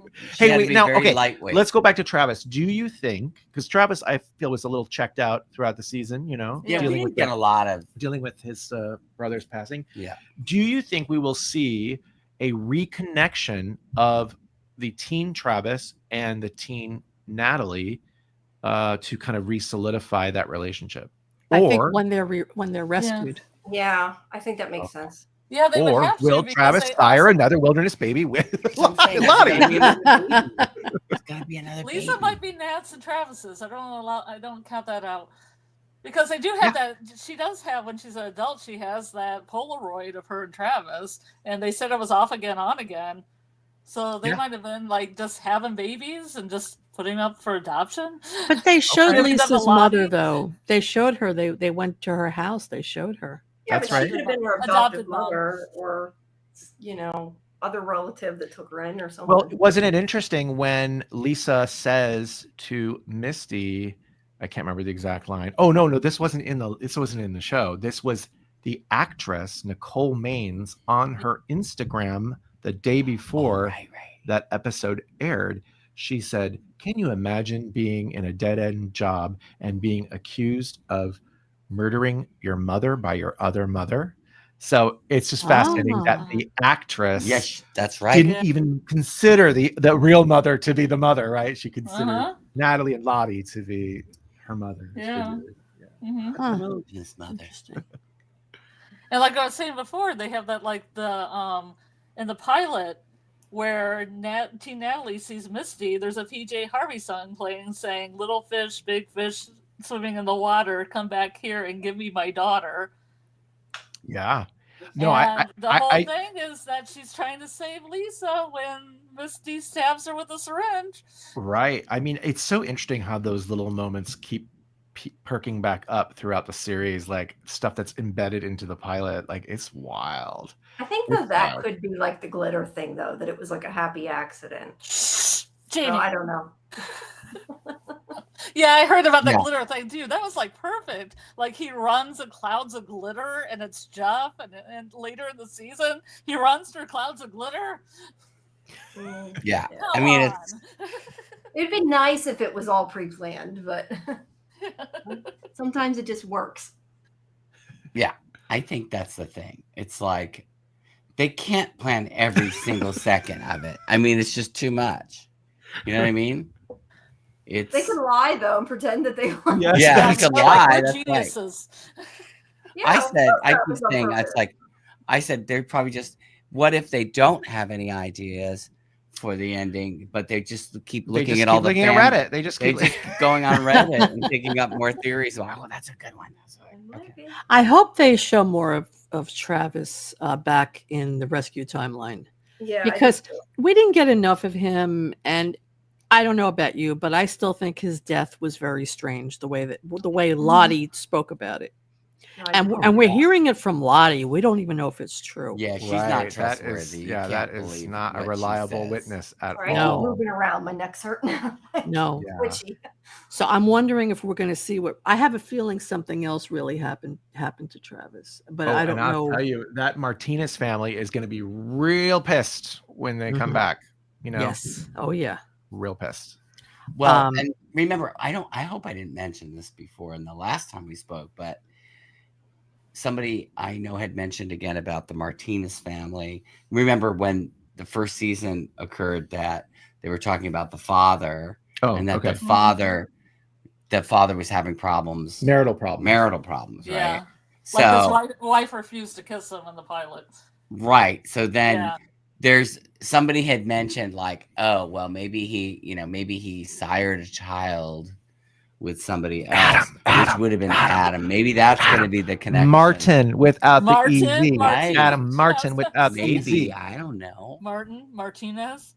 No, it's Martin Martinez. Because there's those the tattoos on the back. Tattoos. Yeah. In honor of his half brother Javi. Right. Drawings that were brought back by Travis. Well, you know, Adam, it was going to be Javi, right?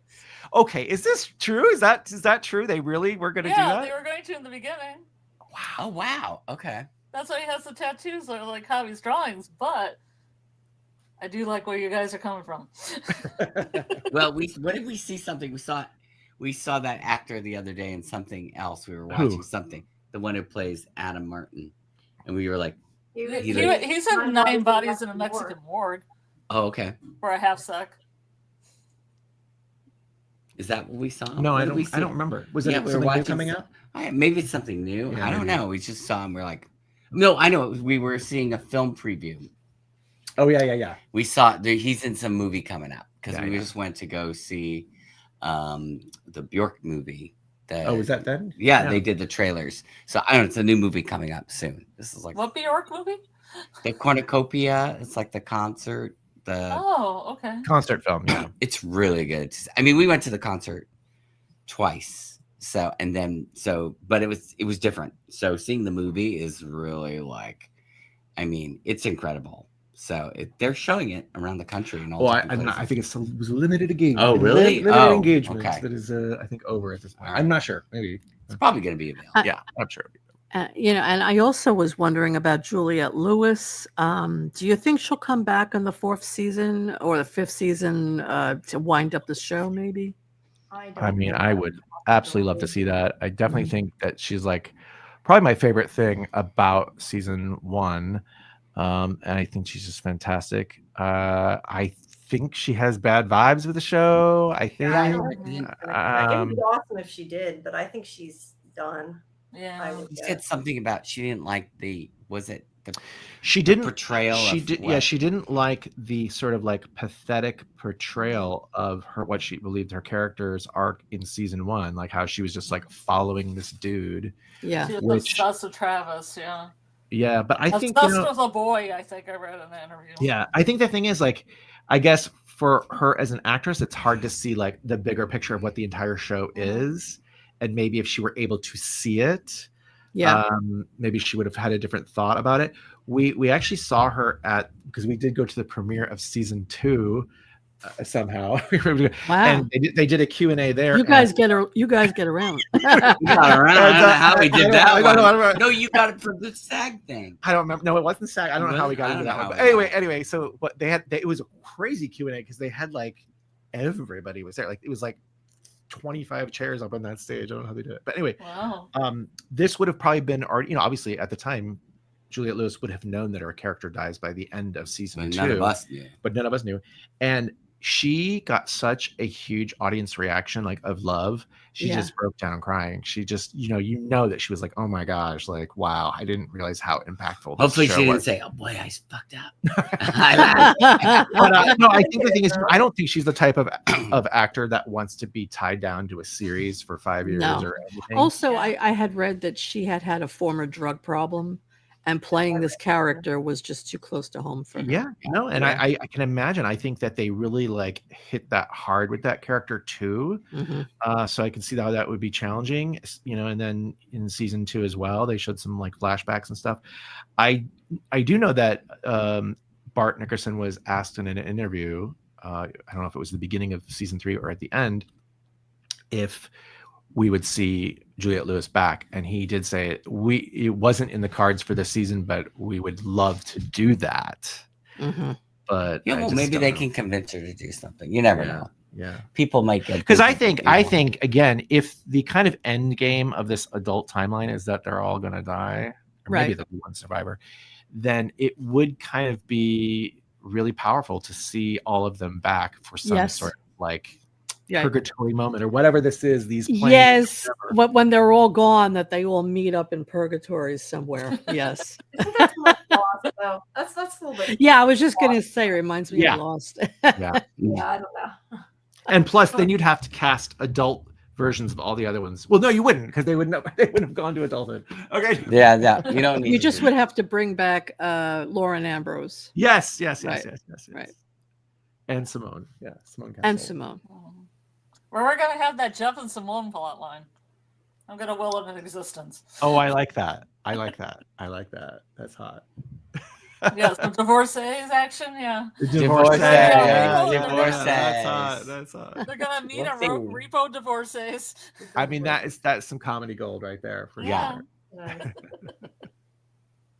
Hey, what do you think about we didn't mention this character at all. We didn't mention this character at all in 3 hours. Who? What?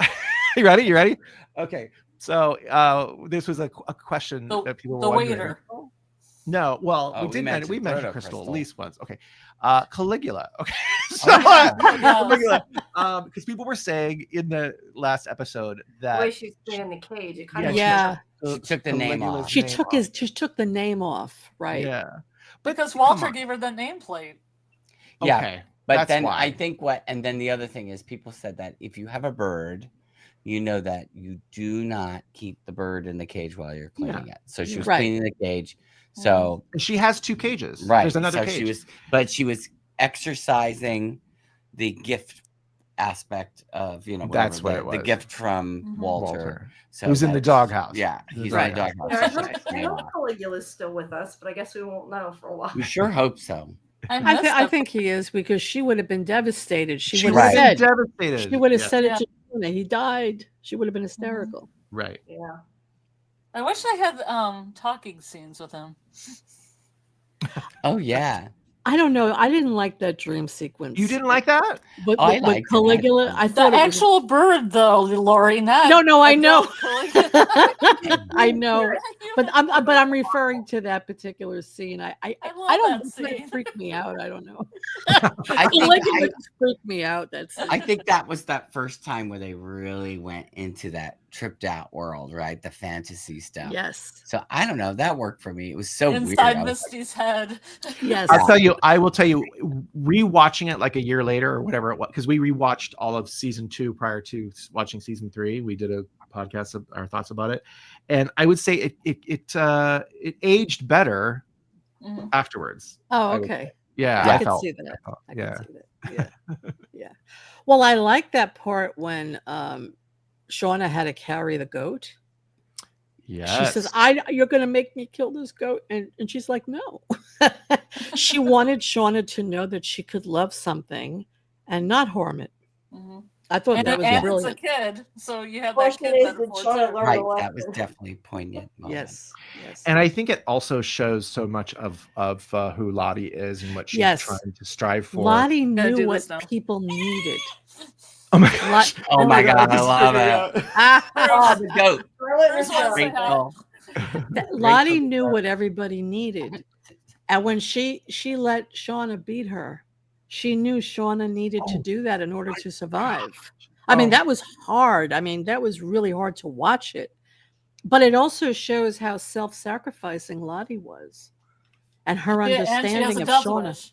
She has a death wish. Yeah, well, yeah, that too. She was Yeah. telling Misty, when I die, eat my body. Yeah. That's but right. Yeah. I Well, don't think she wanted to die at that moment, though. I No, think but I mean, she was like, cool. She was chill. she well, was and- chill. Want to eat And I her? mean, in that Eat me, moment, eat me. she knew what Shauna needed, and she was really, you know, she was saving Misty from that because that's Yes. where Shauna was going first, Yes.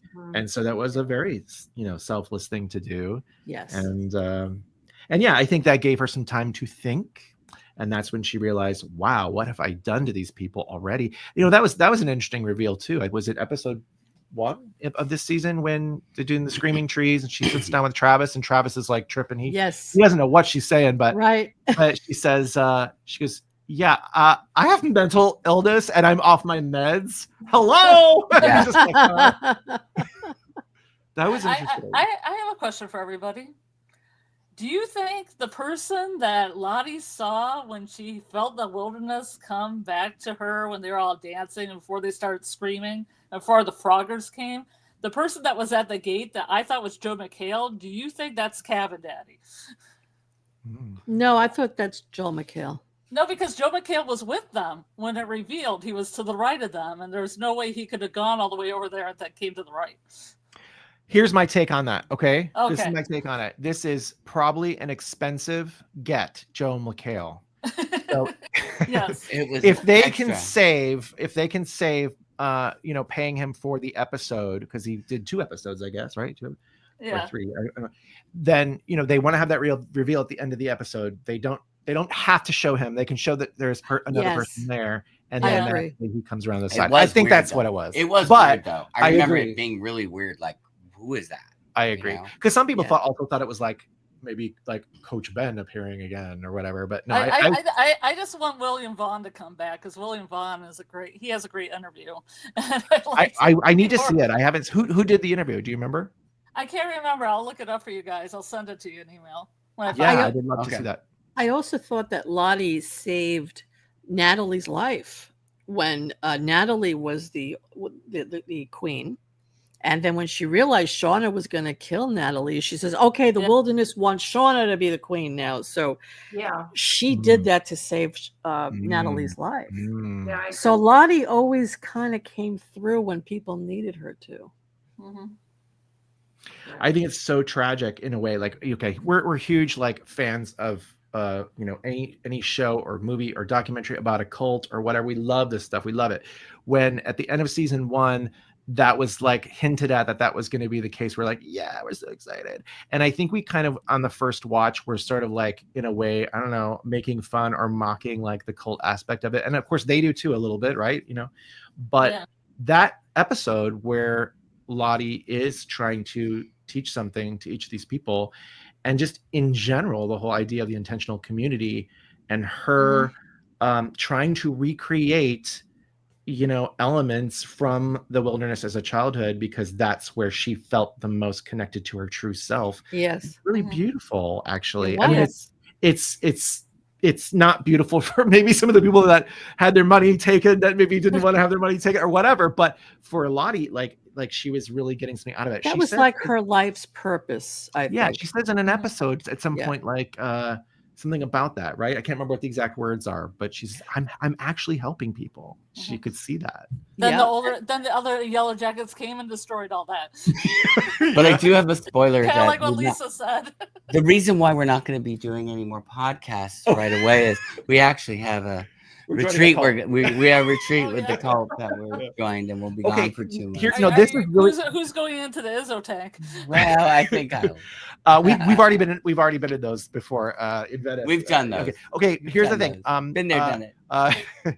Okay, this is fascinating to me, and I have not rewatched this scene. I did pull a screenshot from it, but I didn't actually watch it, and I'll have to go back and watch it. Isn't it fascinating now to remember that scene in season 2 where it is revealed that Lottie, when she's going to her therapy sessions, it is revealed she's talking to Yes. the allergy. Oh, that was chilling. So is that now, should we say that that's Shauna? She's speaking to Shauna? or is that still just her sort of envisioning of whoever that was, like from her dream, or what this Yeah, ideal it's from her spirit? dream. It's from her vision. I'm just curious if yeah. if you could recolor that scene talking to Shauna Yes. as well. I have to go back and watch But it. okay, I got one more thing. Barbara. Yes. You're reading my mind. I was Oh, gonna say Barbara. What? Who's gonna Barbara, be Barbara? the coach. Right. Barbara. Who is going to be Barbara? Who does not have patient confidentiality? Right. Right. That'll be interesting. if they Wait, bring so that. wait a minute, Akila Barbara. but Melissa's the one that mentioned Barbara's name.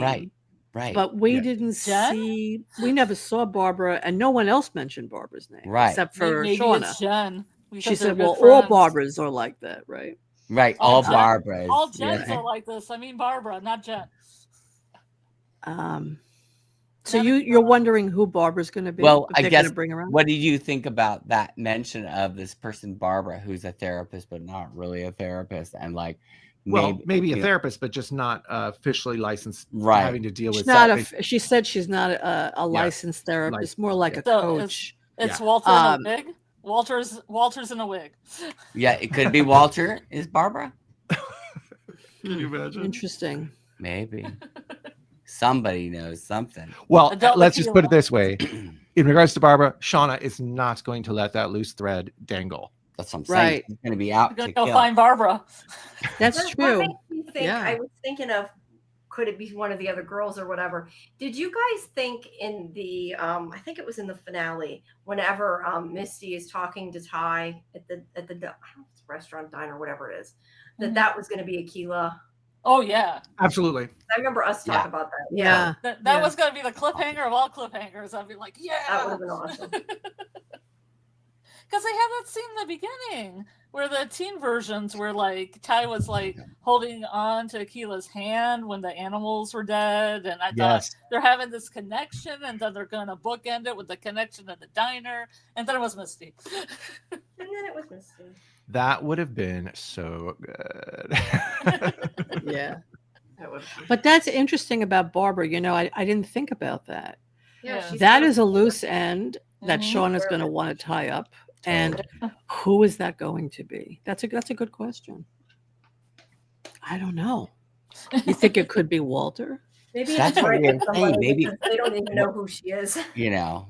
Well, Could you- if he's online, it might be him. Like one of Yeah, I mean, if those, it's like an you know, online onlines. person or somebody with a voice changing mechanism, you know, he would be so Yeah. quirky. He would be the kind of person who would do like, you know, the old school, you know, throw his voice through a vocoder and pitch it up. Right. You know? So she thinks it's a woman named Barbara. I don't know. Maybe. What's the age difference between Walter Tattersall, and I put that in quotes because, like, is that really his name? You know, what's the age difference between Walter Tattersall in current time, which, let's be honest, it's still 2021, okay, Yeah. I mean, or 2022 maybe at this point. 2022. But what's the age difference between that character and Hannah Finch in 1997? What do you think that? I'm Oh, trying to you figure think that's her child? Well, relation of some kind, brother. I don't know. I'm just trying to figure out who he could be connected with. It Oh, could I think be he's connected to the guy that died. Her boyfriend. Kodiak. or Not Edwin. Kodiak, the other one. Oh, Edwin. Edwin. Edwin. Because Edwin is such Okay. a nerd, right? He's Yeah. a nerd. Kinda good. He's a Yes. nerd. That would totally make sense. Edwin. Yeah, he's related to Edwin. That's Kodiak I probably heard probably an be hipper. interview with Ashley Sutton when she said that she envisioned like their whole relationship with Edwin. Like she was trying to dissect a frog but couldn't, but he helped her and he took her hand and the scalpel and he showed her how to do it. I mean, I love listening to those interviews where they like have this whole world where they're in this world together and had a little bit of a romance over Yeah, no, frogs. I thought that was great. I thought it was great, and I would say that when that first happened, we didn't know because we remember at first we thought they were birders. Remember that was 'cause Right. We were led on Yeah. by what Van had said. It about was like night birds because I thought it was like screaming night birds or bats or something. So during that episode, that was the one where we had the blackout. You remember? Yeah. We thought, okay, so yeah, we thought maybe Walter was the progeny of that couple, so he could still be. Why couldn't he still be that? But is that timing right? See, is the timing right? Ooh.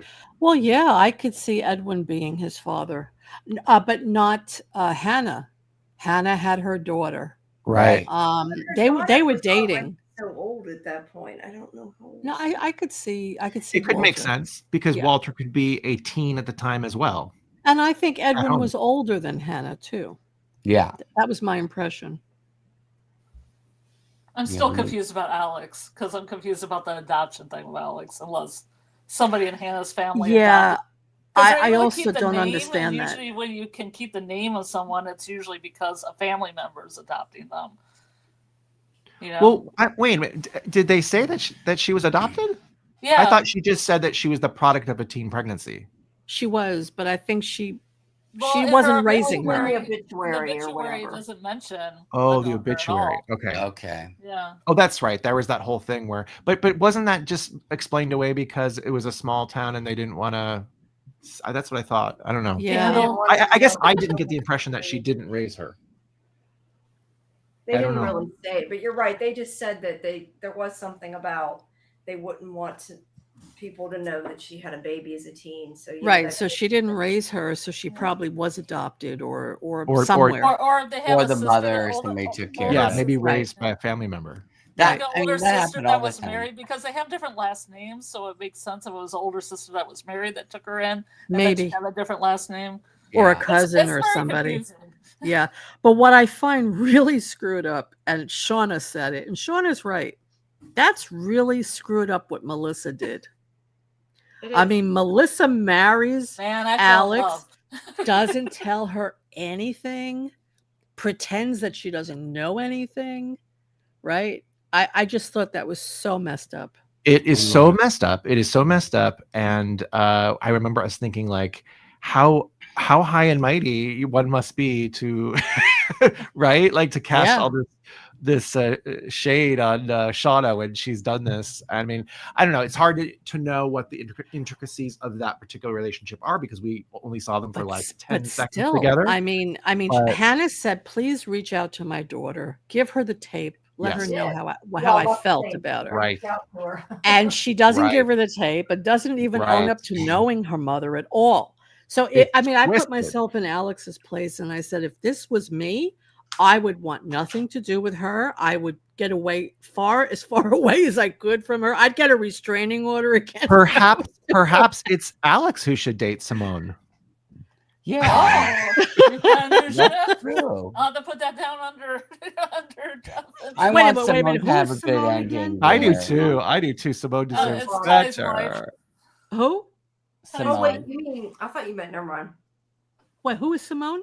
You may have forgotten about her because Ty's been with Van all the time. Oh, Ty's ex-wife. Yeah. Okay, yeah. We want a nice ending for her. I keep thinking you mean. She's had a lot of drama to deal with. Yeah. But really, Alex must be. I'm sure they're going to bring her character in more next season. We're going to see more of her. Yeah, that should be interesting. Now, who's going to play her? You could just see they could go straight back to Melissa running back to that house, and it'd be like, "What the hell is going on?" I mean, that would be. I don't know. Talk about betrayal, right? Oh, it's crazy. You marry someone, and then you find out that they knew your mother even. I mean, they knew everything. They lied to you about everything. Oh, wow. Well, and then just think about everything that happened in that particular day. I mean, she killed somebody in their home. Like, it's like, what? Like, it's a real 180, you know? Yeah. Like that's got to take a lot of hydrogen peroxide. Get all that blood out. I gotta get that bleach. Yeah. The luminol. Yeah, you're right. She and Simone should get together. Here's another question. Here's another question we didn't discuss. Do you think that, again, this was sort of obtuse, if you will, the moment when they are all under the effect of the carbon monoxide, right? And Ty is in the cave all of a sudden. There's that. What's with the phone? That whole thing is wild. The crazy okay. phone thing, yeah. So do you think that Van really did cure Ty of this other Ty? Really? I don't know. I don't know. I hope so, because I kind of. I hope so too. I hope so too, because I think it has gone on a little long. Well, And plus she sacrificed herself, so it'll be a complete nothing burger of nothing. Right. You know, like I gave my life. Yeah. I'm a hero. No, Right. Well, that was really interesting, though, that whole phone thing. I guess it was, in a way, like a metaphor vehicle for the connection to have, asking for help. Right. But it felt supernatural to me. It felt very supernatural. Yeah, it felt like that Twilight Zone episode, one of those old ones, where the kid's getting the call from the grandma.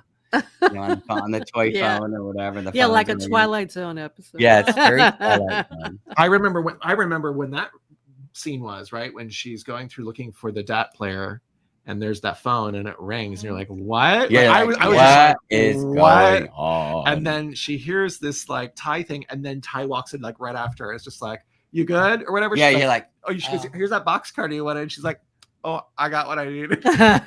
or that other one where she was in the bed.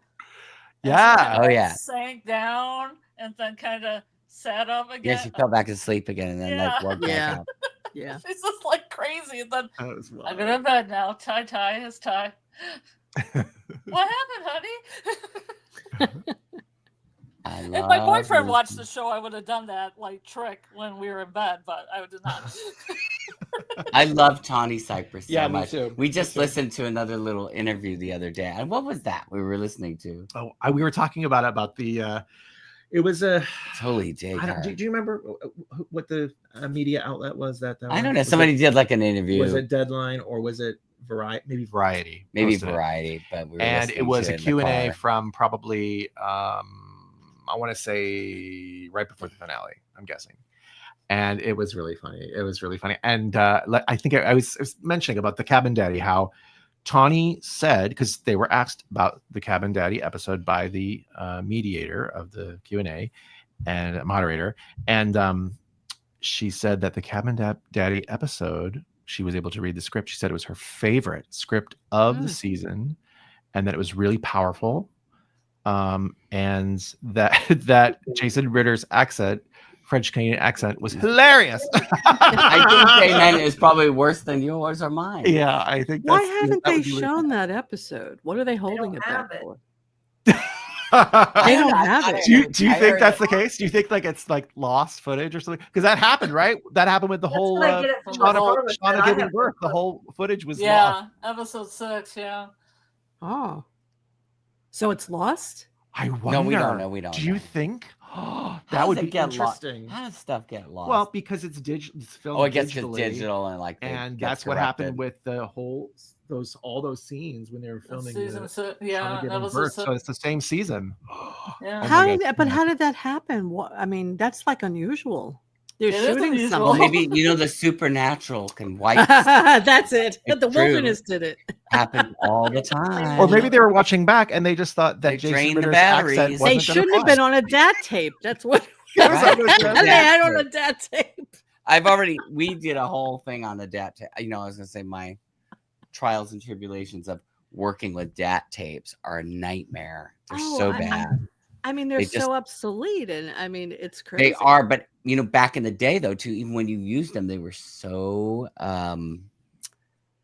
they're really delicate. Glitchy, yeah, they're super glitchy. So you have to be very careful because it's like I had some stuff that I've been trying to get off of. I have a DAT player, like somewhere. A proper one. It's up in the attic. With Cabin Daddy. No, but I have to say our attic does look eerily like the one in the cabin. Yeah, it's very creepy. Are there symbols on the floor and candles? There are not symbols on the floor, but I tell you, I wanted to put a big pentacle up there, but he wouldn't. No. If we really wanted to have a good setting for the podcast, that is where we should do it. Yeah, but it is so darn hot up there. Oh my god, can't do it. It's not like weatherproof. But that would be perfect because there's the window, right? Yeah, it really would be same place, like with the. We could only do it in the winter. Yeah, that'd be the only time. And forget it. Spring and summer, it's just like unbelievably grueling up there.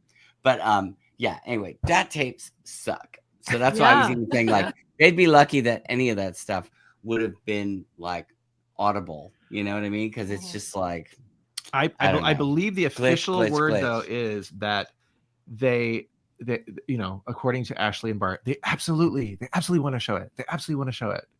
But I just don't understand why they're not showing it. Well, they better. I do. mean, maybe they had something in that storyline which they've now like retconned so much that they can't really use that. I'm guessing. Because they have a deleted scene where Van found it's in the script. It's in the episode 7 script where Van had a scene where she found a page from a diary about somebody who lived there before. Oh, okay. Wow. And she also was pregnant with a baby on the way. Oh Van? wow! I didn't know that. Yeah, if you look up the season 2 episode 7 script, you can read those things. There was also a deleted scene where Nat fished a fish because they were so hungry, and she shared it with Javi, and they eat a raw fish together, which I thought was interesting because that coincided with Nat putting Lisa's fish in her mouth and spitting it out. Oh, wow, cool. Okay. So that was season 2, episode 7. Wow. Okay, that's really intriguing. That is, and again, because that would have been obviously the 10th episode or one of the 10 episodes of a season 2. Really intriguing. God, wish they would do some of these like bonus. Yeah. things. Back in the day, you had your little, When you had your DVD, like really the deleted scenes. Exactly. The first season actually has a few deleted scenes and a gag reel. Oh, okay. We have not seen this. I've seen screenshots. Where is this? Where can we see this? Where can we see this? Where can Is we it see on this? Paramount Well, I have a Plus? DVD set. Oh, It's on the DVD set. Go to your library and get the DVD set for season 1. Okay, great. Okay. Okay, cool. It should be there. Isn't there like a scene of like Shauna tying Adam up in bed or something? No, that's not in there, but I understand what you're talking about. Oh, okay. Because there is that deleted scene because it's like where she's strangling him, kind of a deal. Ooh. Okay, yeah, maybe that. Yeah, because they have flashes of that when she stabs him. That's there's a right. flash of Right. That's her right. Strangling That's right. him because they have that kind of, BDSM kind She's of kink. relationship going She's on. a kink. Yeah. A little kink, yeah. Well, that kind of stuff fascinates me. I hope we get to see some more of that, or at least You see the said script. that. I know you meant that's not what you No, meant. I meant the Cabin Daddy episode. But I'm like, you're fascinated. There hasn't been enough You want to kink this see that season. BDSM, I There know. was a little kink. There was a little kink last season when like Jeff and Shauna were having sex in front of all those paintings. Oh yeah. Oh yeah, Little bit more kink. yeah, for sure. And I love the it was the Garbage playing at the time. That was a really good choice of a song because there were so many levels to what those lyrics are. I would die for you, because it could be Jeff to Shauna, it could be obviously Adam. It's really fascinating. That was good. Yeah. They didn't have much of that. They didn't have any like kinky. Well, I mean, I thought that maybe adult Melissa and Shauna would make out after. Oh yeah. We kind of had thought. Yeah, We kind of had thought that maybe that was going to happen. Like they were going to get together, like that. Jeff and Shauna were going to be on a little break, and that Shauna. But see, clearly Shauna was never really into this relationship. It was like something to like pass the time, as it were, or she just needed like an ally for her, whatever her agenda was. Well, She needed a number. She needed a fact number. that Melissa liked her. I'm sorry, I didn't catch it. She liked the fact that Melissa liked her. Yeah. She needed someone to like her. Yes. Yeah. She got it. And she kept telling Shauna she had the power to, like, oh, you have the power. This is what power feels like. Yeah. Like a little cheerleader, Yeah. Yeah, she was feeding Shauna's ego. Yeah. Yes. Yeah, you're right. I don't think Shauna cared. And plus, about she her was at kind of all. blonde like Jackie, so she could put like Jackie shirts on her and stuff. That's true. Okay, Yeah, that's kind of a yeah. kink. She's your Jackie dress up doll. Okay, how many of you caught that Jackie Shauna thing there in the episode 1? I mean, we were right away. We were like, Oh yeah. Oh, yeah. Yeah. The way Yeah. they looked I at was each like- other when they were like when they ran into the gym and they looked at each other, or when Yes. Yeah, there's The a look lot in the of gym. that. The look in the gym is Flashing so Jackie. intense. Yeah. the way that Jackie's not having a great sex life with Jeff. Yeah. She didn't have sex with Jeff at all, Jackie. Right. Right. Well, she had some kind of hand She stuff. fooled and around, yeah. Then Yeah, I thought yeah. maybe she gave him a blowjob because she's like viciously brushing her teeth, and usually when that's in films, she just wants to get that taste out. So I think a little bit of oral, a little bit of touching, but not actual, Not any more than that. full. They should have had a menage a trois, the three of them. That's what they should have done. Yes, that would've solved yes. That would everything. solve I don't know everything. why they Oh my did. god. That would have got it all Fix the out of their problem. system. They never would have gotten married. Oh, I want to see that. I want to see that wedding. That is going to be chaotic. Yeah. That Oh, wedding yeah. is going to be Yes. chaotic. That'll be really Yes. fun. Mhm. And She's when already she finds out she's pregnant again, how Right. she's going to Shotgun react. wedding. Yeah. And I mean, then I the think wedding. that Well, her. well, we- And then we'll see Jackie's parents are invited to the gonna wedding. say, We'll we're see all them gonna there. Oh, if only if Jackie was here to see this, And Yeah. the New mother will be Jersey going wedding. nuts. Well, No, they but do. I'd like to see Shauna's parents. Will Shauna have parents? I hope so. Well, Jeff I'd has like her. to see that. I remember we thought that we were going to see Shauna's parents. Yeah. Well, with the some with the point. casting of season 3, I feel like there, and I guess I must have just been someone, presuming this to be the case, that Ashley Sutton and Joel McHale were going to be playing Shauna's parents, and that it was going to be the third timeline would have been introduced in season 3. That's what I had thought all along. That would have been So super cool. yeah, no, it would have been a good kind of pairing, and Yeah. it would make sense. Yeah, And it would have been good. Yes. so we'll see. I do think that I don't know. I think there's definitely got to be some darkness there at that Shipman home that we don't know about. Oh yeah, absolutely. Why she turned out the way she is. I mean, we need Yeah, to see something that. had to make her that way. We have to see that. And it's weird because Callie no one talks about grandparents or anything. We don't see Jeff's parents either, right? Mhm. It must have taught her, Shauna. Maybe her dad was a butcher. Yeah. Taught her all the tricks. Is that why she was like, "I'll do it"? At the butcher shop. Yeah, I'll do it. Maybe that's what it Her was. father Maybe taught her how to do maybe it. the father worked at that supermarket, and she was that's it. Oh, That's a good behind the meat the counter. butcher, yeah. the deli counter, and the butcher. Well, I'm He's pretty slicing sure all though, the beef. because you asked this question when we were watching the episode where Shauna is teaching Natalie how to cut up Ben, but I'm pretty sure that it's Ben who told Shauna how to cut Yeah. up the deer. Oh, okay. in season Yes. 1. Yeah, because he had hunted with his uncles.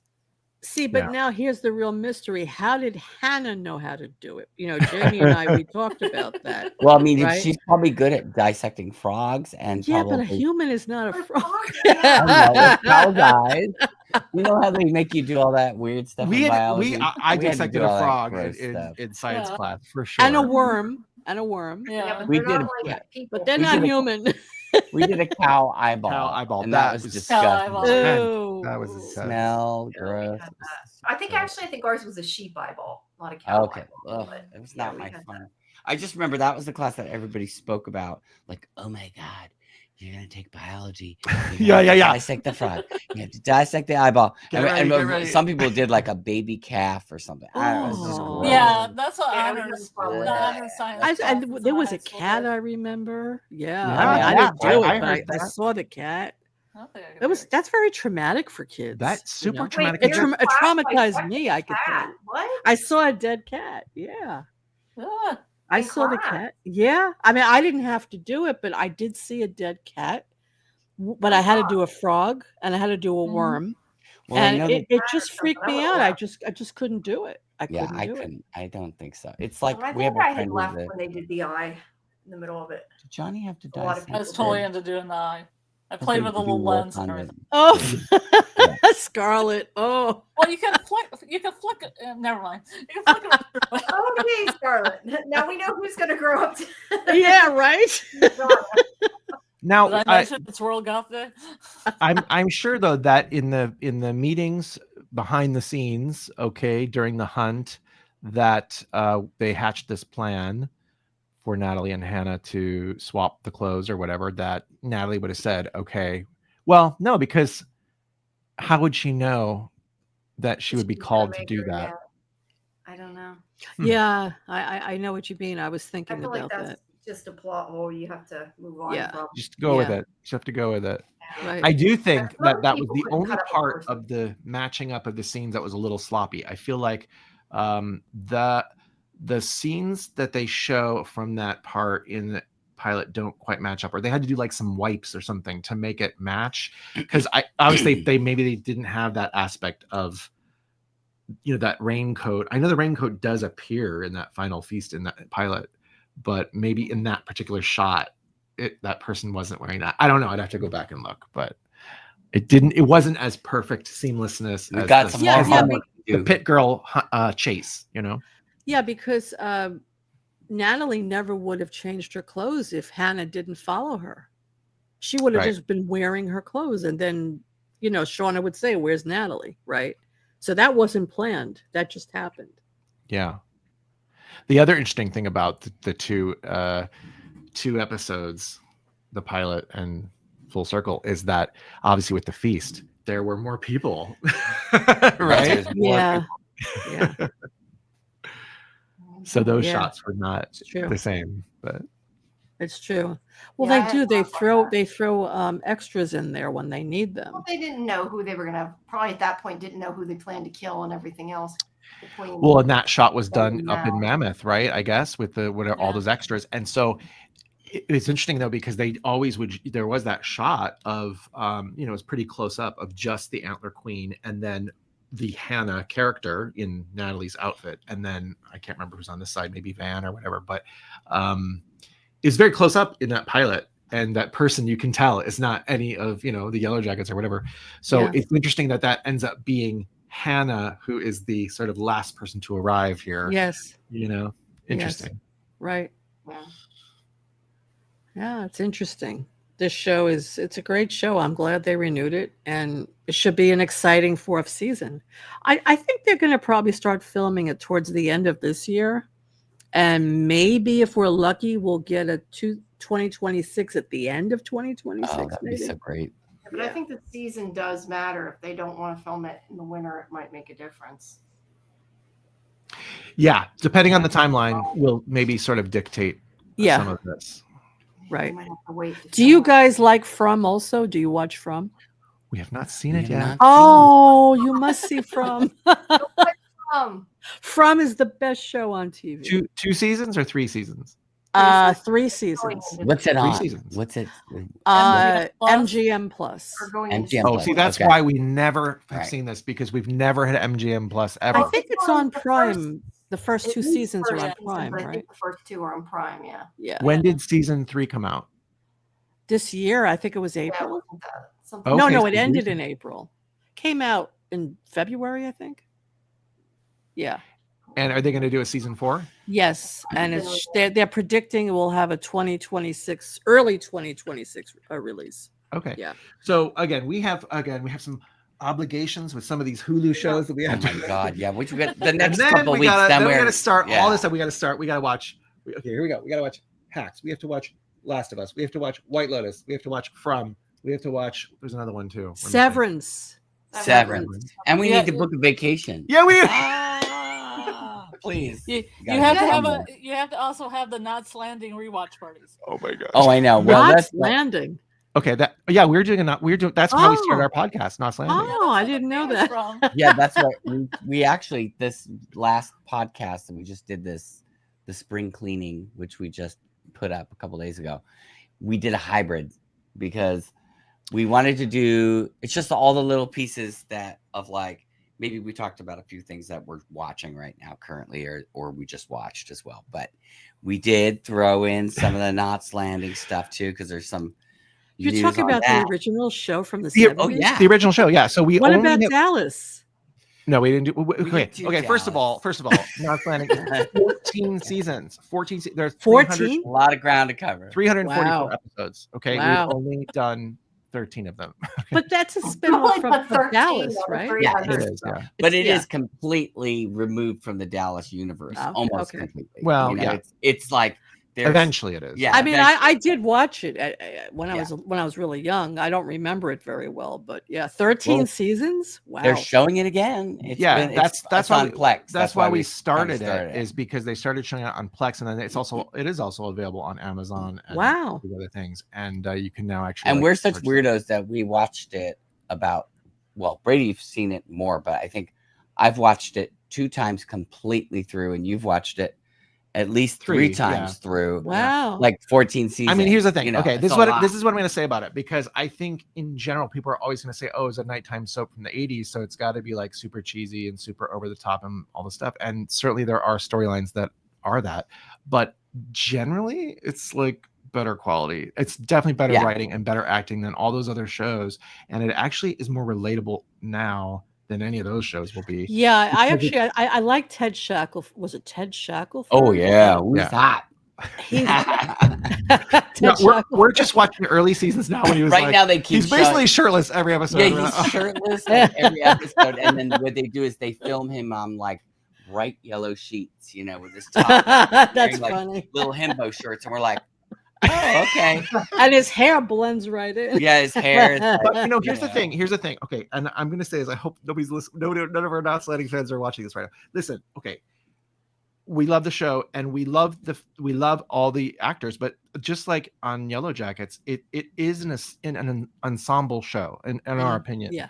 And I think what's come out of it in the years since is that people just focus on like the 3 main lead actresses. Right. And I think that is unfortunate, because there's so many other great talented people that worked on that show that don't get the same showcase. And so when we're doing our podcast, we try to like lift up all those people as much as possible, because to me they bring just as much as those lead actresses. And so, for example, Donna Mills was on that show. Right? Donna Mills, and she's fantastic. Yeah. She's amazing. Joan Van Ark and Michelle Lee, they're like the top Joan 3. Van Ark and Michelle Lee. That's right. So they're great. But so are wasn't Pamela Sue Martin on there? Not her, but you know who was on there? Which crazy is Lisa Hartman was on. Lisa Hartman, she was on there. Right. Yeah, and Michelle Phillips. Michelle Phillips, Mamas and Papas was on there. Yes, and she's really good. She's really she plays a great villain. What about the one from General Hospital? The one who played Holly, wasn't she on that? Is that the one? Emma Sams? Sams? No, that's I want to say. That was the Colbys. Alec Baldwin got his start. Was on it. Julie Harris. Julie Harris. John wait a second. I'm sorry, who? John Plachette is in the first 4 seasons. He's really good. He's really good. The Colbys were a spin-off of Dallas or Knots Landing? Dynasty, I think. Dynasty, I think. Yeah. Dynasty, you're right. Yes. I'm confusing these shows. I saw them so long ago, I don't remember. Sure. They're fun. If you haven't seen them for a long time, you should just go on Plex and just start watching a few. And just I think you'd be surprised at like how kind of relatable and how engaged you will become, because the writing's good. It's like, I mean, especially in the first couple seasons, like they kind of do more standalone episodes. So they're almost like mini movies, and they're on like specific topics, and they're pretty well done, I have to say. Like we do on our podcast, the whole idea is that we're looking to see if our viewing taste is highbrow or lowbrow. Mm-hmm. And shockingly, that first season of Knots Landing is pretty highbrow, which is just weird for a nighttime soap. But they had to change that formula because that's not what the general public was looking for. So they had to make it more salacious. Right. And that's why they brought in Donna Mills to play someone who's a little bit more flashy, a little bit more sexy or whatever. And she kills it. She kills it in the seasons that she's on there. Yeah. But I think that the heart of the show is pretty much retained throughout. It's Joan Van Ark is really the heart of the show. She and Ted Shackelford, right? Yeah, from what I remember. Like the couple you root for, you know. Right. And there's some real fun, stupid stuff that happens on there too, like, you know, kidnappings and it gets really cheesy. There's some amnesia. They love the amnesia. It's like a primetime soap opera in a way. Yeah, but it was done well. I mean, you're right. I mean, I thought that Dallas was cheesy.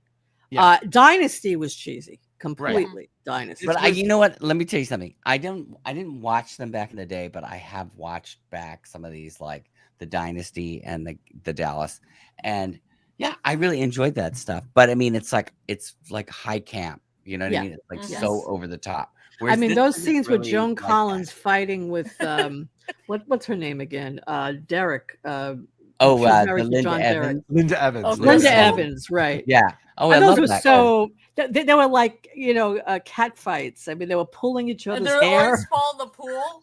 Yeah, they fall in the pool. Exactly. The other Scarlet. one that the Yes. other show that we watched a lot of, but we had to kind of stop watching it because it starts getting really bad. Oh, Though, yeah. is Falcon Crest. Is really Oh, I fun to remember watch, too. Falcon Crest. You but know, again, it's set in a winery, Now, and see, it's just see, ridiculous. see, that's It's a so show. stupid. That's a show that, like, the first 3 or 4 seasons are really good. They're really Yeah. excellent, and then it just completely like Then it goes off the evaporates. rails. Gets It's really just, bad. it's terrible. it was funny. I remember I was in Yeah, and Italy. you But, guys out there but watching it's still it, how fun. many- It's still fun. If you're like terrible. You know? It was mean, funny. like that. I was in Italy and I put on the TV, and this was like 30 years after Dallas was here, and it's on in Italy, and they're speaking in Italian, and it's Dallas. I said, "What the hell is Dallas doing on TV at this time?" It was so Well, funny. That's what was like with the Knots Landing thing. What's really weird is I have a friend of mine, or a friend of ours, Brady and I, who lives in France, and she was a big Knots Landing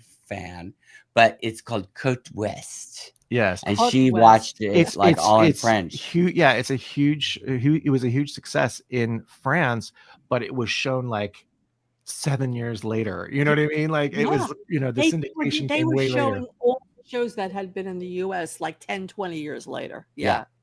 And they were number one there like 10 years later. It was funny. It's so Yeah. weird. So crazy. It is weird. But I didn't know you guys do that. So that's your main show that you Well, actually, to be perfectly honest, the Yellowjackets, which is a current favorite of ours, and when we we're getting closer to the date, we're like we got to do this. It is way more complicated. I would say producing a podcast on Yellowjackets is just so much more involvement with like storyline and all this kind of stuff. Whereas with Knots Landing, we're kind of more focusing on a lot of like the fashions and the styles from back in the day, because it's like it's like a And show that begins, locations. yeah, because we live in Southern California, we can go see these locations, and we're into all the vintage stuff. So like for a show that begins in 1979 and goes all the way to 1993, it's kind of a fascinating look at Southern California throughout those years.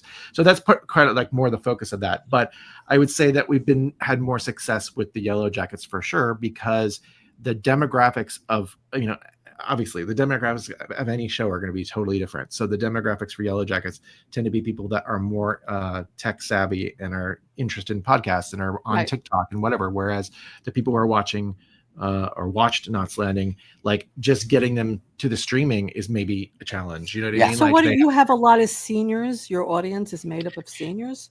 Well, yeah, I would say our demographics for the Knots Landing is like 40s to 60s. Yeah, and then probably. the Yellowjackets is 20s to 50s. Right. I don't know. So right, interesting. It's a challenge because you have to like redirect your social media and how you get to people. Yes, I mean the other main challenge though is that with those old programs, they would do 24 episodes in a season. Or more. It's crazy. Yes. So, and that's like an hour long. So, like a Yellowjackets is like 8.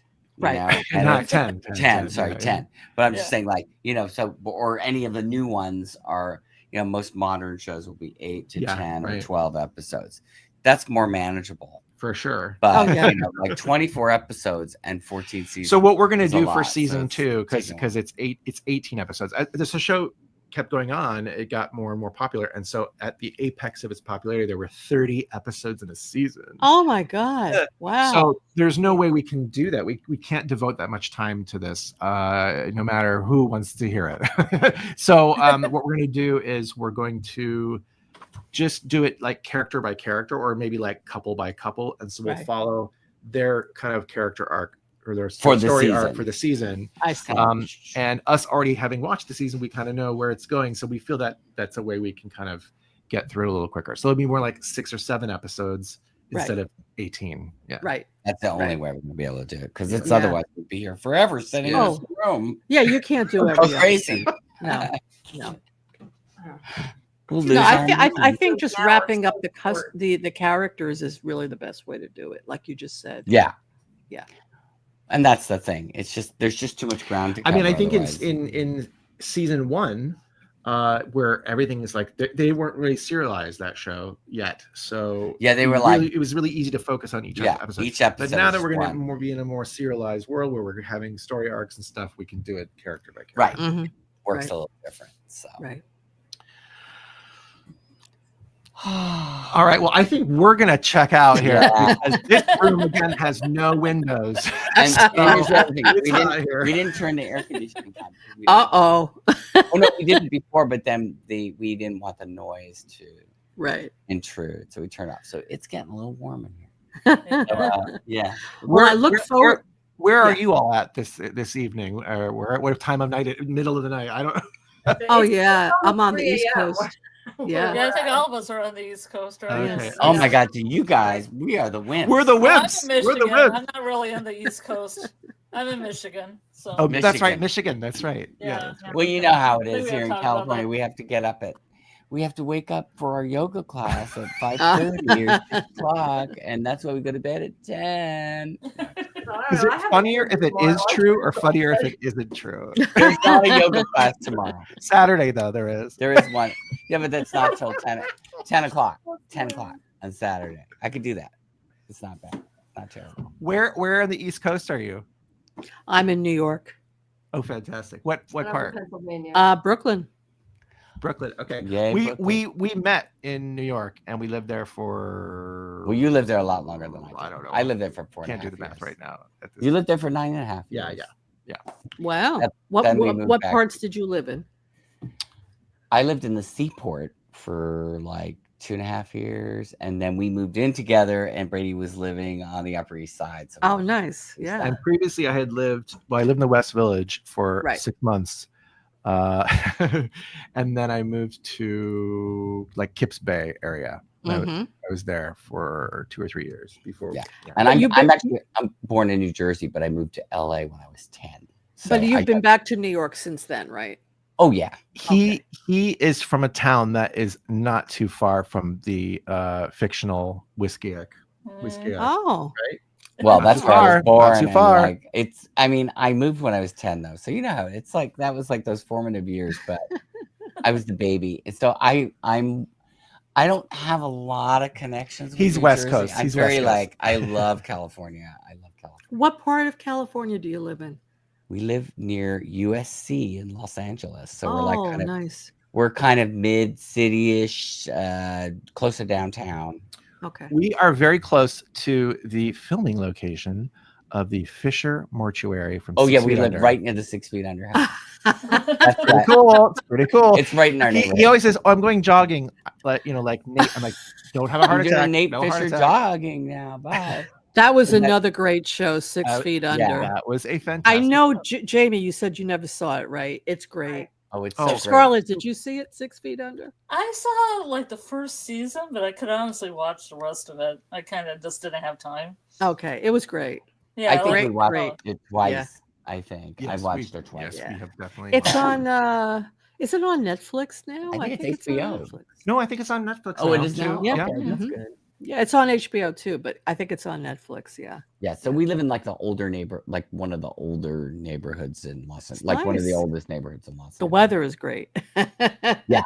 I get Here- you don't miss those New York winters. I'm Oh, sure. we don't No. miss the winters, and we don't miss the hot, like the the humid humid. August. We don't miss it. But you know what? My brother still lives in New Jersey these days, so like we still have I still have one family member there, and like the whole family is kind of they went back, you know, but Some of everybody the else, family went back, yeah.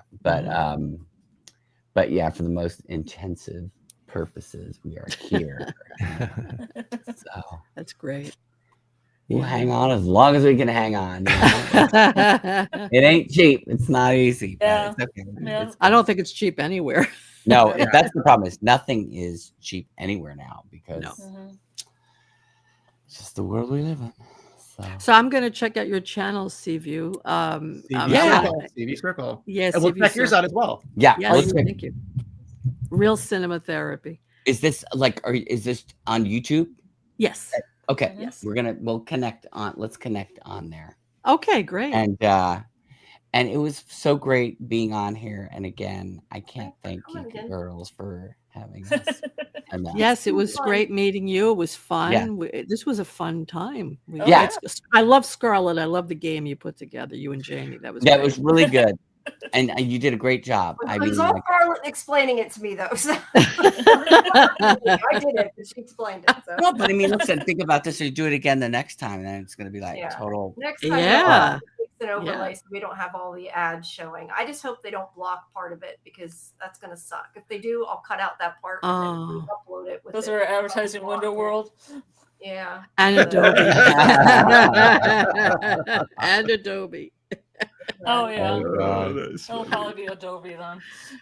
Maybe Well- not. Maybe they won't notice it. They Hopefully, won't. I don't know. I don't think you're actually allowed to do that, but I hadn't really thought about it till I was looking at it and watching the ads flash. I'm like, that was bad. But I could always cut that whole section out of the tier list and re-upload it as a separate video, like, put That's something true. over top of it. Yeah. In the video Yeah. program. Yeah, And for then sure. just keep the rest of it as a separate video. Because if they knock it out, they'll knock that whole section of the live out, which would Right. suck.